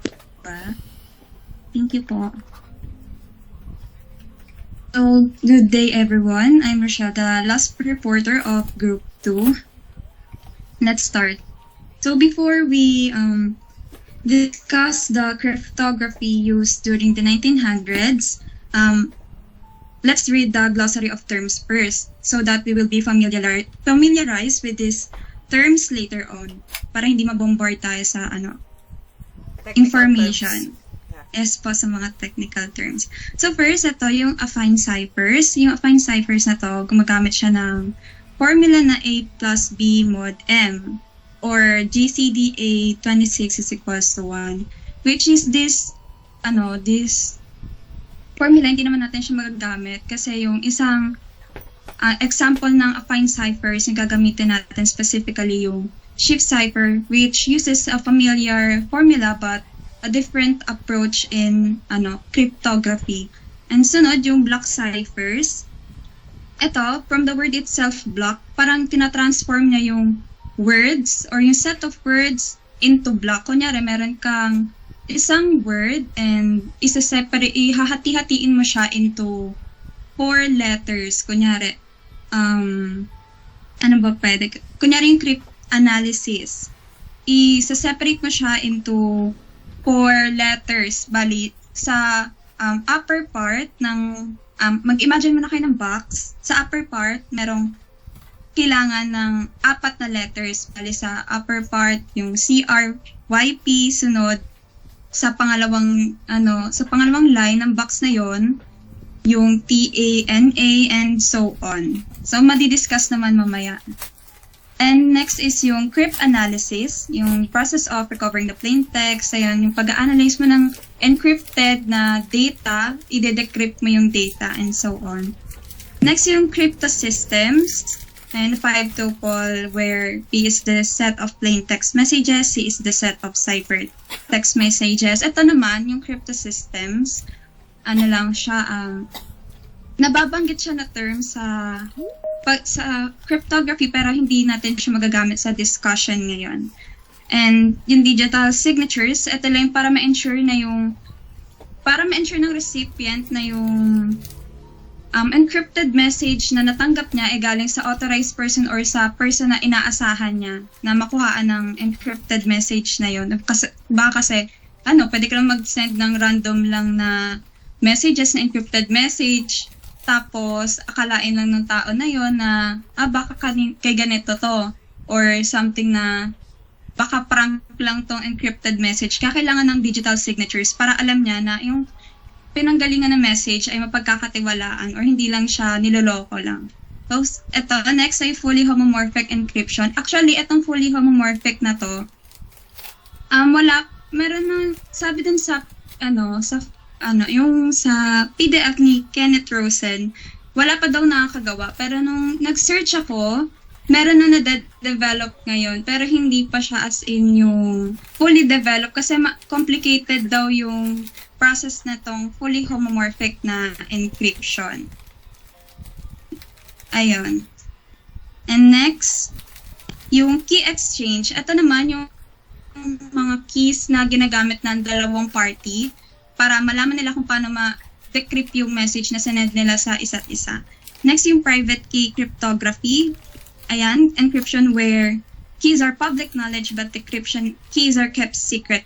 From the word it's a private, tinatago ng dalawang parties yung key na yun sa kanila or sa kanila lang kasi madalas kasi itong ginagamit na sa mga madadaling ma-decrypt na messages. Ayun. And ganun din sa private key encryption. Similar lang sila ng terms pero next is public key encryption. Encryption keys are public knowledge but decryption keys are kept secret. Bali, ito naman, medyo nakakalito kasi parang similar sila ng private key eh. Pero ito naman yung public key, ibig sabihin niya public, pwede siyang ipakita or ma-known by public kasi madalas itong ginagamit sa mga encrypted messages na hindi mo agad madedecrypt. Kasi, ano yung term? Dalawa yung, ito kasi magagamit siya sa RSA encryption na madidiscuss mamaya. Bali, itong public key, pwede siyang ma-known by everyone, while yung private key ay known lang ng two parties. Kasi ang public key naman, hindi siya agad-agad na madedecrypt na message. And, ginagamitan rin siya ng mga complicated na formula bago mo ma-decrypt yung message. Kaya yung mga decryption, yung mga key na to, yung public key, pwede mo siyang i-share kahit kanino. Tapos meron ka ring separate na key para dun sa isa din. Basta ayun. And madidiscuss ko naman din mamaya. Yung RSA crypto system, ito yung nabanggit ko kanina na gumagamit ng public key and at the same time yung private key din. And next, yung shift ciphers. Ito yung magagamit natin yung gagawin kong example na affine ciphers. And yung shift cipher na to, particularly yung Caesar cipher. Ito yung kanina, na-discuss sa number theory ng groupmates ko, magagamit din dito sa cryptography, particularly yung Euclidean algorithm na na-discuss ni Ms. Rian. So, number theory has a huge role in cryptography. With this, the transform information will not be easily recovered without special knowledge in this subject. So in this lesson, private key ciphers will focus on the examples of classical ciphers, while public key cryptography will tackle RSA crypto system, the most widely used public key system. Aside from the above mentioned, the subject of cryptography also discuss cryptographic protocols that will focus on two important protocols. May dalawang type ng cryptography, katulad na nasabi yung nakita natin kanina sa glossary of terms, yung private key cryptography, tas yung public key cryptography. Katulad na nasabi ko kanina, yung private key cryptography, it only requires a single key for both encryption and decryption, tapos it should be kept private between the two parties. Yung public key cryptography, known as asymmetric key cryptography, nagre-require ng public key and private key pairs. And yung public key, yung sabi kong pwede ma-known by everyone, tapos yung private key, ito yung dapat naka-kept lang sa dalawang parties. And, ayun, yung isang key na yon is for encrypting, and yung other one is for decrypting. So, makikita naman natin yan mamaya. Una yung private key cryptography. Under yung private key cryptography ay yung classical cryptography. Una yung shift cryptography, which I said earlier is the sister cipher, and yung pangalawa yung transposition cryptography. Dito sa shift cryptography, nag-work to by yung letters, nagre-represent siya ng certain na number. Kunyari yung A, always represented by 0, yung B represented by 1, and isushift natin yon depende sa gusto ng user. Kunyari, isushift mo into 2. Bali, magpa-plus ka sa na-transform mong letter 9 into number, and so on. Tapos, after nun, ma-shift, ita-translate back mo siya into letter. And dito naman sa transposition cryptography, ayan yung kaninang in-explain ko na block cryptography. Meron siyang dalawang uri, transposition, pero magpo-focus tayo sa block cryptography. Ito yung example ng shift cryptography. So, kunyari yung unang hanapan natin ng encrypted na message ay yung Oasis. Gagamitin natin yung formula na to wherein f of p is equals p plus k mod 26. Unang step, i-convert mo tong word na to per letter into its corresponding numbers. Yung kunyari, ayan, tulad ng A equals to 0, B is equals to 1, etc. Tapos, gagamitan mo na ng formula na to. Wherein yung P, ayan yung 0 or 1, 2, yung numeric form ng letter, plus K, ito yung K na to, ito yung kung gaano mo siya, ayan yung number na isi-shift mo sa kanya. And translate it back. Tapos, ito pala, yung mod 26, i-divide mo siya sa 26 para, parang more on converting siya sa, sa letter, another letter.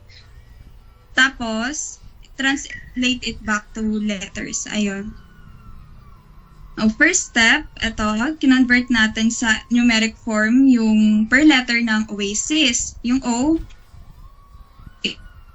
is equal to 14, tapos yung A0, S ay 18, yung I ay 8, tapos yung S ay 18. The second step, nagamitan natin ng formula dito. Nilagay ko na gusto ko siya mag-shift sa 13. Actually, pwede kang gumamit ng 20, 40, 50, ikaw bahala. Wala siyang limitation kung saan mo siya gustong i-shift or kahit ilang number mo siya gustong i-shift. And para gumana to, ay paano mangyayari tong mod 26 na to, 'di ba? 14 plus 13 is 27. Mod 26, 'di ba? Remainder to modulus. Bali yung 27 divided by 26, yung remainder nun, ayan yung magiging yung encrypted mo na number or message 1. Hindi 1 na siya. Tapos sunod ganun din dito. 0 plus 13 mod 26 dahil hindi ka na makaka-divide ng 26 dyan. So 13, same din dito. 18 plus 13, 31 modulus 26, edi 5. And 8 plus 13, 21 modulus 26 dahil wala kang madedivide, so 21, and so on. Tapos translate it back to letters. Yung equivalent ng 1 sa, kasi parang meron ka na ring alphabet of numeric form nitong mga letters as is. So yung equivalent nitong A, ang equivalent nitong 0 na to ay always A, ang equivalent ng Y ay always B. Ganon. So, dito, yung 1 is equivalent to B. Tapos, yung 13, equivalent niyan ay N. Tapos, ang 5, equivalent niyan ay F. Tapos, yung 21, equivalent niyan ay V. Tapos, yung 5, equivalent niyan ay F. So, ito na yung encrypted message nung Oasis kanina na message. So, ayun na siya ngayon. From Oasis, BNF, VF na siya. So, ayun na, yung kaninang process, ayun yung encrypting. So, paano naman mag-decrypt ng shift cryptography na to? Ito yung i-decrypt nating text. Tapos, ito yung shift. So, first step, i-convert natin tong each letter into its numeric form. Yan, MI12, NI13, and so on. Tapos, yung kanina, yung formula na ginamit natin ay f of p is equals to p plus 13 modulus 26. Dito naman, similar lang din siya, pero gagawin mong minus tong nasa yung plus kanina gagawin mong minus. Bali kasi magba-backwards ka naman. So, ayun lang naman yung pinagkaiba niya. Kaya madali lang siyang magets. And ito, pagkatapos may convert to its numeric form, gagamitin mo tong formula, di ba? 12 minus 20. Bali, magiging negative 2. 12 ay 8 pala. Negative 8. 12 minus 20 is negative 8. Tas modulus 26 is equals to 18. Bali, yung negative sa modulus, kapag merong negative, parang ima-minus mo lang siya sa 26. Ganun lang siya, in simple explanation. So, 8 modulus 26, ma-minus mo lang, 18, ganun 13, minus 20, negative 7, minus 26, 19, and so on. Tapos, itong na-minus mo na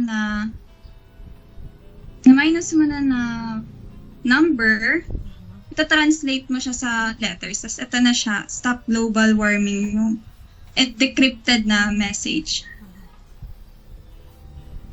Ito ay transposition cryptography, yung another kind ng private key cryptography. Dito, meron tayong sinet na parang size ng table, which is 4 na letters dapat. And ito yung position niya. Ma-explain naman siya mamaya, so hindi ko muna i-explain dito. So, ang una nating problem ay encrypt the text mitochondria, tapos decrypt the text IATR-ETA-AKTC. So, ang first step niyan, group the letters by 4 and arrange it in a grid or table format. Second step ay switch the places of the block in accordance to the given permutation. Ito yon yung given permutation. And rewrite the letters in zigzag forms starting from upper left to lower right. Ito yung kung paano siya gagawin. Ito yung permutation, meaning yung first, ito yung first, unang vertical na line sa na-create mong block. Kasi diba 4? Tapos ang mitochondria, isa-separate mo siya into 4 letters. Bali, ito, M-I-T-O, stop na kasi pang-4 na yun na letter, tapos C-H-O-N, pang-4 na letter, stop, tapos D-R-I-A. Sa pag kukuha ka ng message na i-decrypt sa transposition cryptography, mas preferred siya kung nag-e-end sa parang multiple ng sinet mong permutation or limit. Kunyari, ito mitochondria. Sakto siyang 4, walang butal. Kunyari, kung mitochondria sinilagay ko, may S dito, may butal siya na 3 space. So, mahirap ng pag nagpalit-palit. So dapat parang naka-pair ganon. Opo, ma'am, ganun po. Ayun. Pag may putal na, mahihirapang i-represent. Opo. Or kaya, kung may butal naman, pwede po siyang i-represent ng X kunyari. Kasi po mahirap din kung may X din po yung i-encrypt na message. Kaya po mas preferred yung So, ayun. For transposition, kasi coming from the word transposition, it needs to be there's a duality just in the word itself. Yun yung magandang doon para pag gumamit ka ng transposition, make sure na may duality. So, parang partner. So, in this case, may pares siya, no? Ayan. Opo. Yun na lang tandaan natin. Sige, go. Continue. Yes po. Ito, yung one nito, na nasa loob ng parenthesis, it means ayan yung unang vertical na line sa nagawa mong block. Tapos, equals to 3, ibig sabihin, ililipat mo siya sa pangatlong wait lang, paano ba yan? Pangatlong line. Katulad nito, yung 1 ililipat mo sa 3, tapos itong 2 naman ililipat mo sa 1. Tapos yung 3 ililipat mo sa 4, tapos yung 4 ililipat mo sa 2. Kapag nalipat mo na siya, magiging ganito na yung arrangement niya. Ayan, yung MCD na punta na siya sa pangatlong line. Tapos yung saan na yan? Number 2. Ito, yung IHR, napunta na siya sa pangunang line. Tapos, yung TOI, napunta na siya sa pang-apat na line. Tapos, yung pang-apat na line na ONA ay napunta na siya sa pangalawang line. At sa pag tapos ka na mag-encrypt na to, isusulat mo lang siya from upper left, IHR, to parang pa-zigzag form yung pagsusulat mo ng encrypted message hanggang sa lower right. Tulad nito, IHR, ONA, tapos MCD, and TOI. So, paano naman mag-decrypt ng cryptography? With the same given permutation, ito yung 1 is equal to 3, babaliktarin mo siya dahil ang 1 equal to 3, gawin mo naman 3 is equal to 1. Babaliktarin mo lang. Bali, ito 3, atong PTT na pangatlo, ililipat mo na siya sa 1. Tapos itong pang-una na ay EA, ililipat mo naman ngayon sa 2. Tapos yung pang-apat na RAC, ililipat mo siya sa 3. And so on. Kapag nalipat mo na siya, ganun lang din yung pagsusulat from upper left to lower right. Ayan na, pirate attack yung Sagot. decrypted na message. Okay. Alright. Next naman na cryptography, yung public key cryptography. Ito, medyo mas complicated siya compared dun sa private key cryptography. So, under ng public key cryptography ay yung homomorphic encryption. Tapos, yung homomorphic encryption ay may dalawang branches, which is yung fully homomorphic cryptosystem, tapos yung partially homomorphic cryptosystem. Ang fully, ito yung gumagamit siya ng addition and multiplication sa pag-cipher na message, while yung partially homomorphic, gumagamit lang siya ng at most one na operation or operator. Ayan, operator, either addition or multiplication sa pag-cipher na message.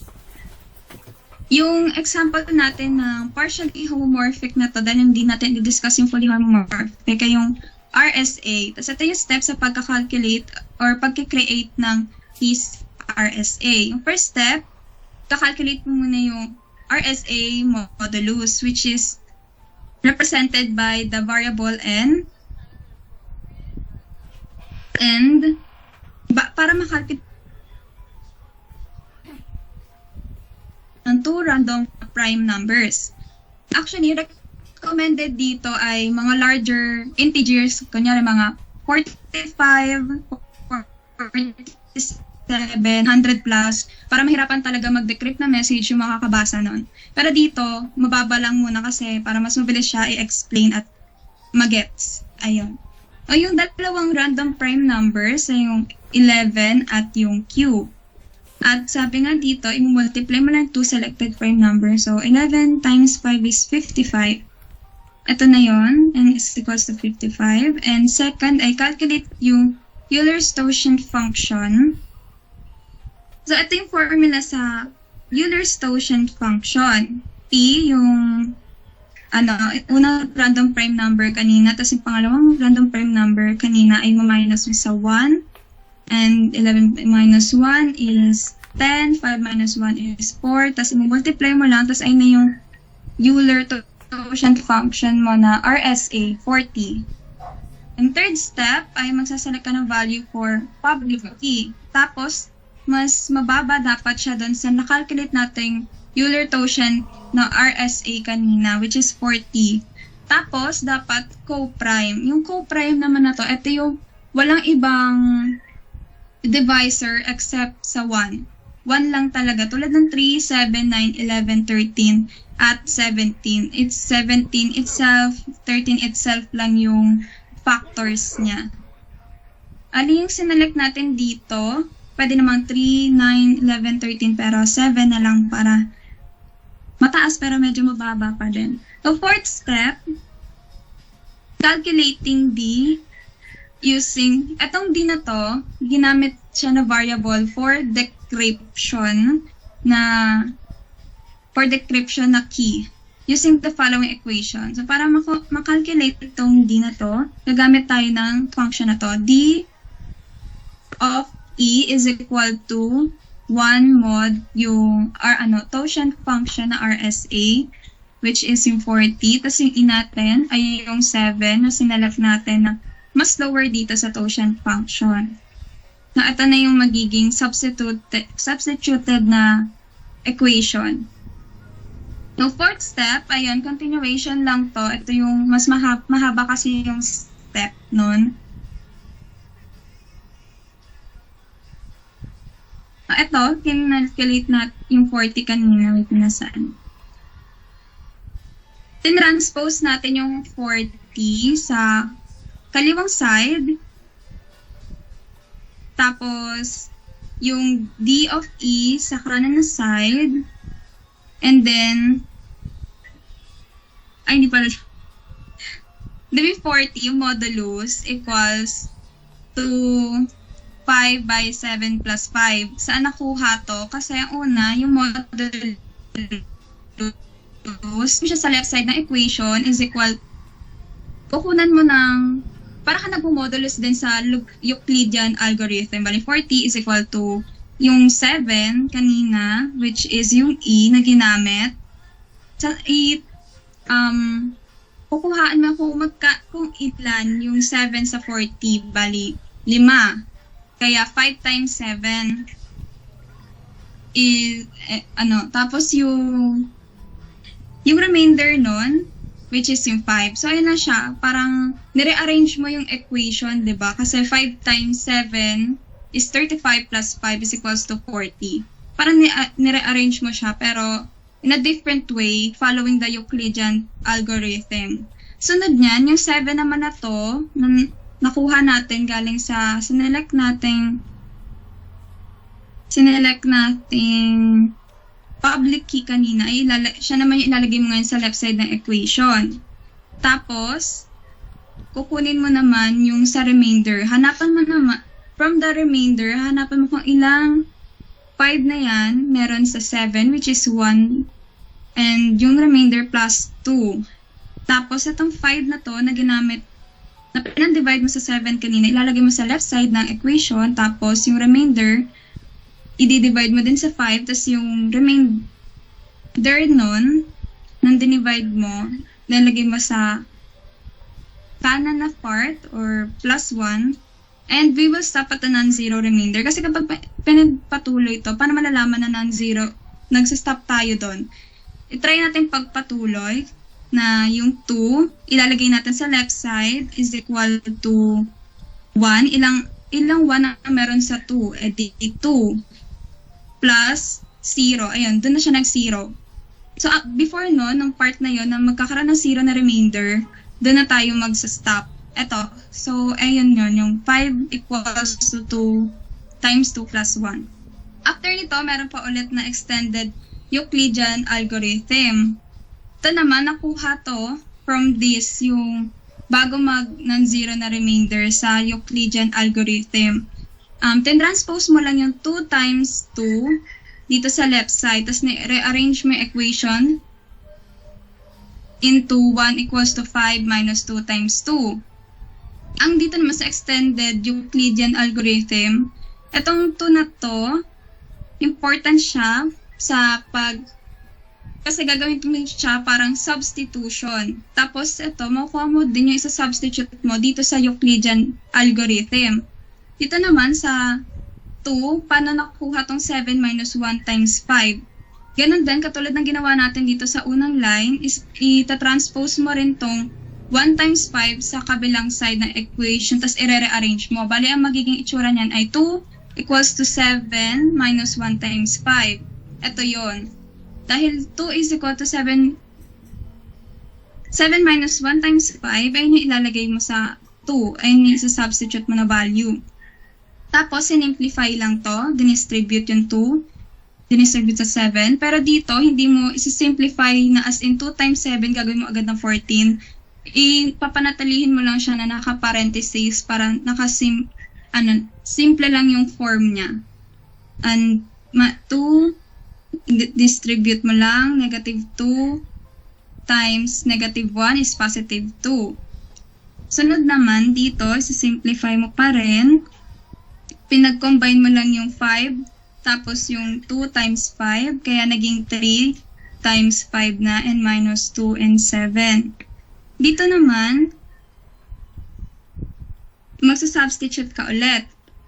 Tulad ng ginawa natin dito sa 2 times 2. Yung 5, i-transpose mo lang din itong 5 times 7 sa left side. Bali, 5 equals to 40 minus 5 times 7, which is ito. And sinimplify mo lang ulit hanggang makuha tong nasa baba.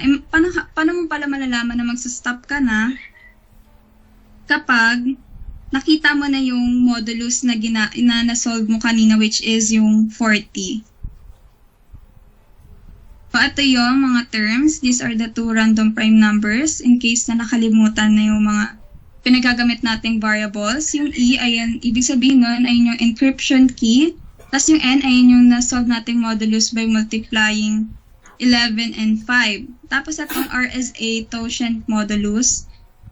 Ito yung na-solve natin gamit yung P-1, Q-1, tapos yung multiply. Tapos yung decryption key, ito yun.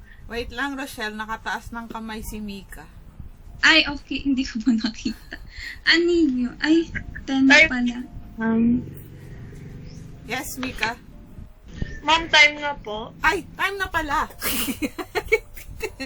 Okay. Ay, wait. Malapit na po ba tapos? Malapit. Okay lang Di ba? ba, Mika, Sorry. tapusin natin? Okay lang ba? Sorry. Okay lang ba sa group?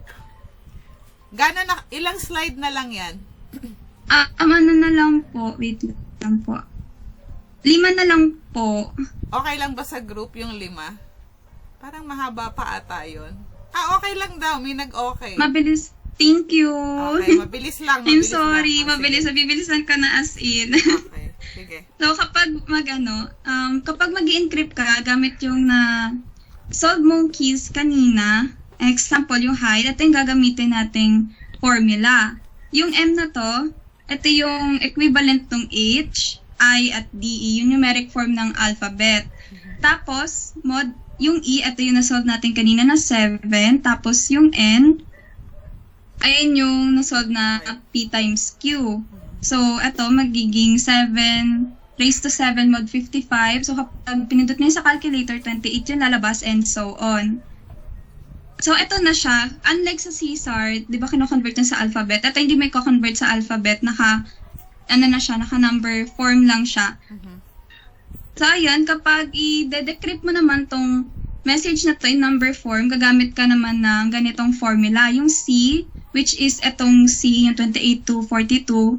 Tapos yung D naman, yung decrypt, di ba kanina yung description na to, yung decryption key siya.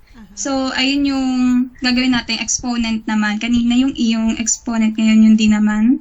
Mod N, yung N yung 55. So, kapag kinompute mo siya, 28 raised to 23 mod 55, 7, yung answer, and I. Tapos yung na-compute mo na to, na-decrypted mo na number, i-convert back mo yun sa alphabetical letter, which is yung 7 equivalent na H, yung 8I, and so on. Tapos ito na yung cryptographic protocols natin. Yung dalawang kind ng cryptographic protocols na nabanggit sa IM, yung key exchange tapos yung digital signature. Yung key exchange, ito yung key na alam ng dalawang parties, yung sila lang nag-communicate na to dahil parang hindi ma-decrypt ng ibang tao or malaman yung message nila. Tapos yung digital signatures, ito yung parang nasa-serve as fingerprint para malaman na galing yan sa taong inaasahan ng recipient na message. So, ayun lang. Thank you.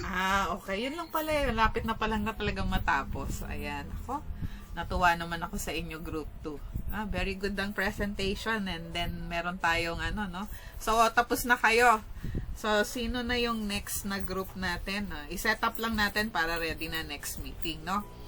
Okay, sandali lang So, ang next na group, by the way, meron din akong inilagay dyan na information between yung dalawang yung private and public key, no?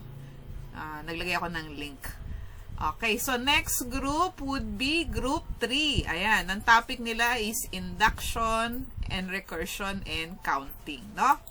Okay, so yung atin pong attendance, ang topic ay yung kinover ng group 2. So, ang kinover nila dun sa topic is algorithm and cryptography. Number theory and cryptography, no? So, yun po yung pakilagay dun sa topic. So, bago po tayo mag-end, meron po ba kayong question dun sa mga reporter, dun sa ating, meron po ba kayong clarification dun sa ating diniscuss? Sa diniscuss po nila, sorry. Okay. Right. So, habang nag-iisip kayo, i-ano lang natin, kasi naka-video na rin tayo, no? So, i-confirm natin yung ating attendance. So, right now, we are at 32. So, meron kanina, I think yung pinakamataas na number is 35 for the attendance. Okay? So, yes, Rochelle, meron ka pa bang idadagdag? Wala naman po. Wala na. Okay. So, class, ayan, okay na tayo. Nasabi ko na yung next na group na magre-ready next meeting. And, kung wala na po kayong question, paki-fill up na lang po yung ating attendance. And thank you for coming today, no? Good. Maganda yung gawa ng group 2. Sana maganda rin yung next, no? Ayan. Thank you. Alright. Okay. Good job. Sige, pwede na kayong mag-move on sa inyong next na class. Ayan. Thank you po, ma'am. Thank you. Thank you po. Thank you din. Ayan. Alright. PLDT.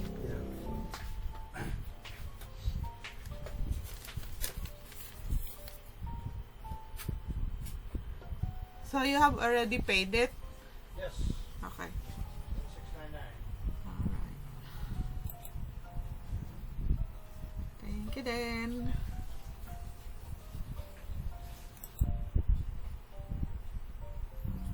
Randolph, go ka na. Go ka na, Randolph. I'm getting ready to leave here. Is there something I'm supposed to get a Naya? Yeah. Okay. What is that? Can you buy Mom Dolcet?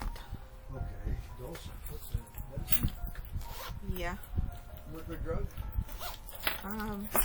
I'll check if you can. I think I have a Mom's Okay. Stuff you got.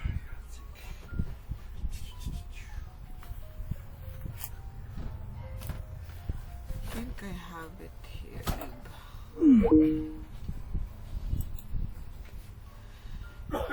I'd really like to go with you, but I have a class. Oh, I know. I understand. That's okay.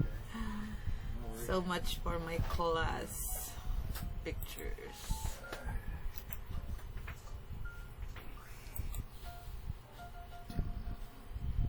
Ostrogard.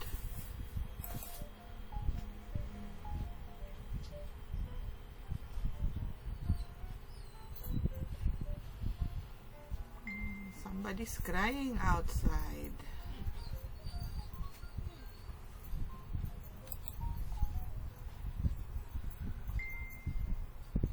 Don't have it with me.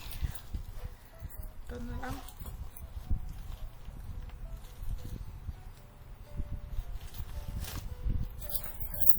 Ay.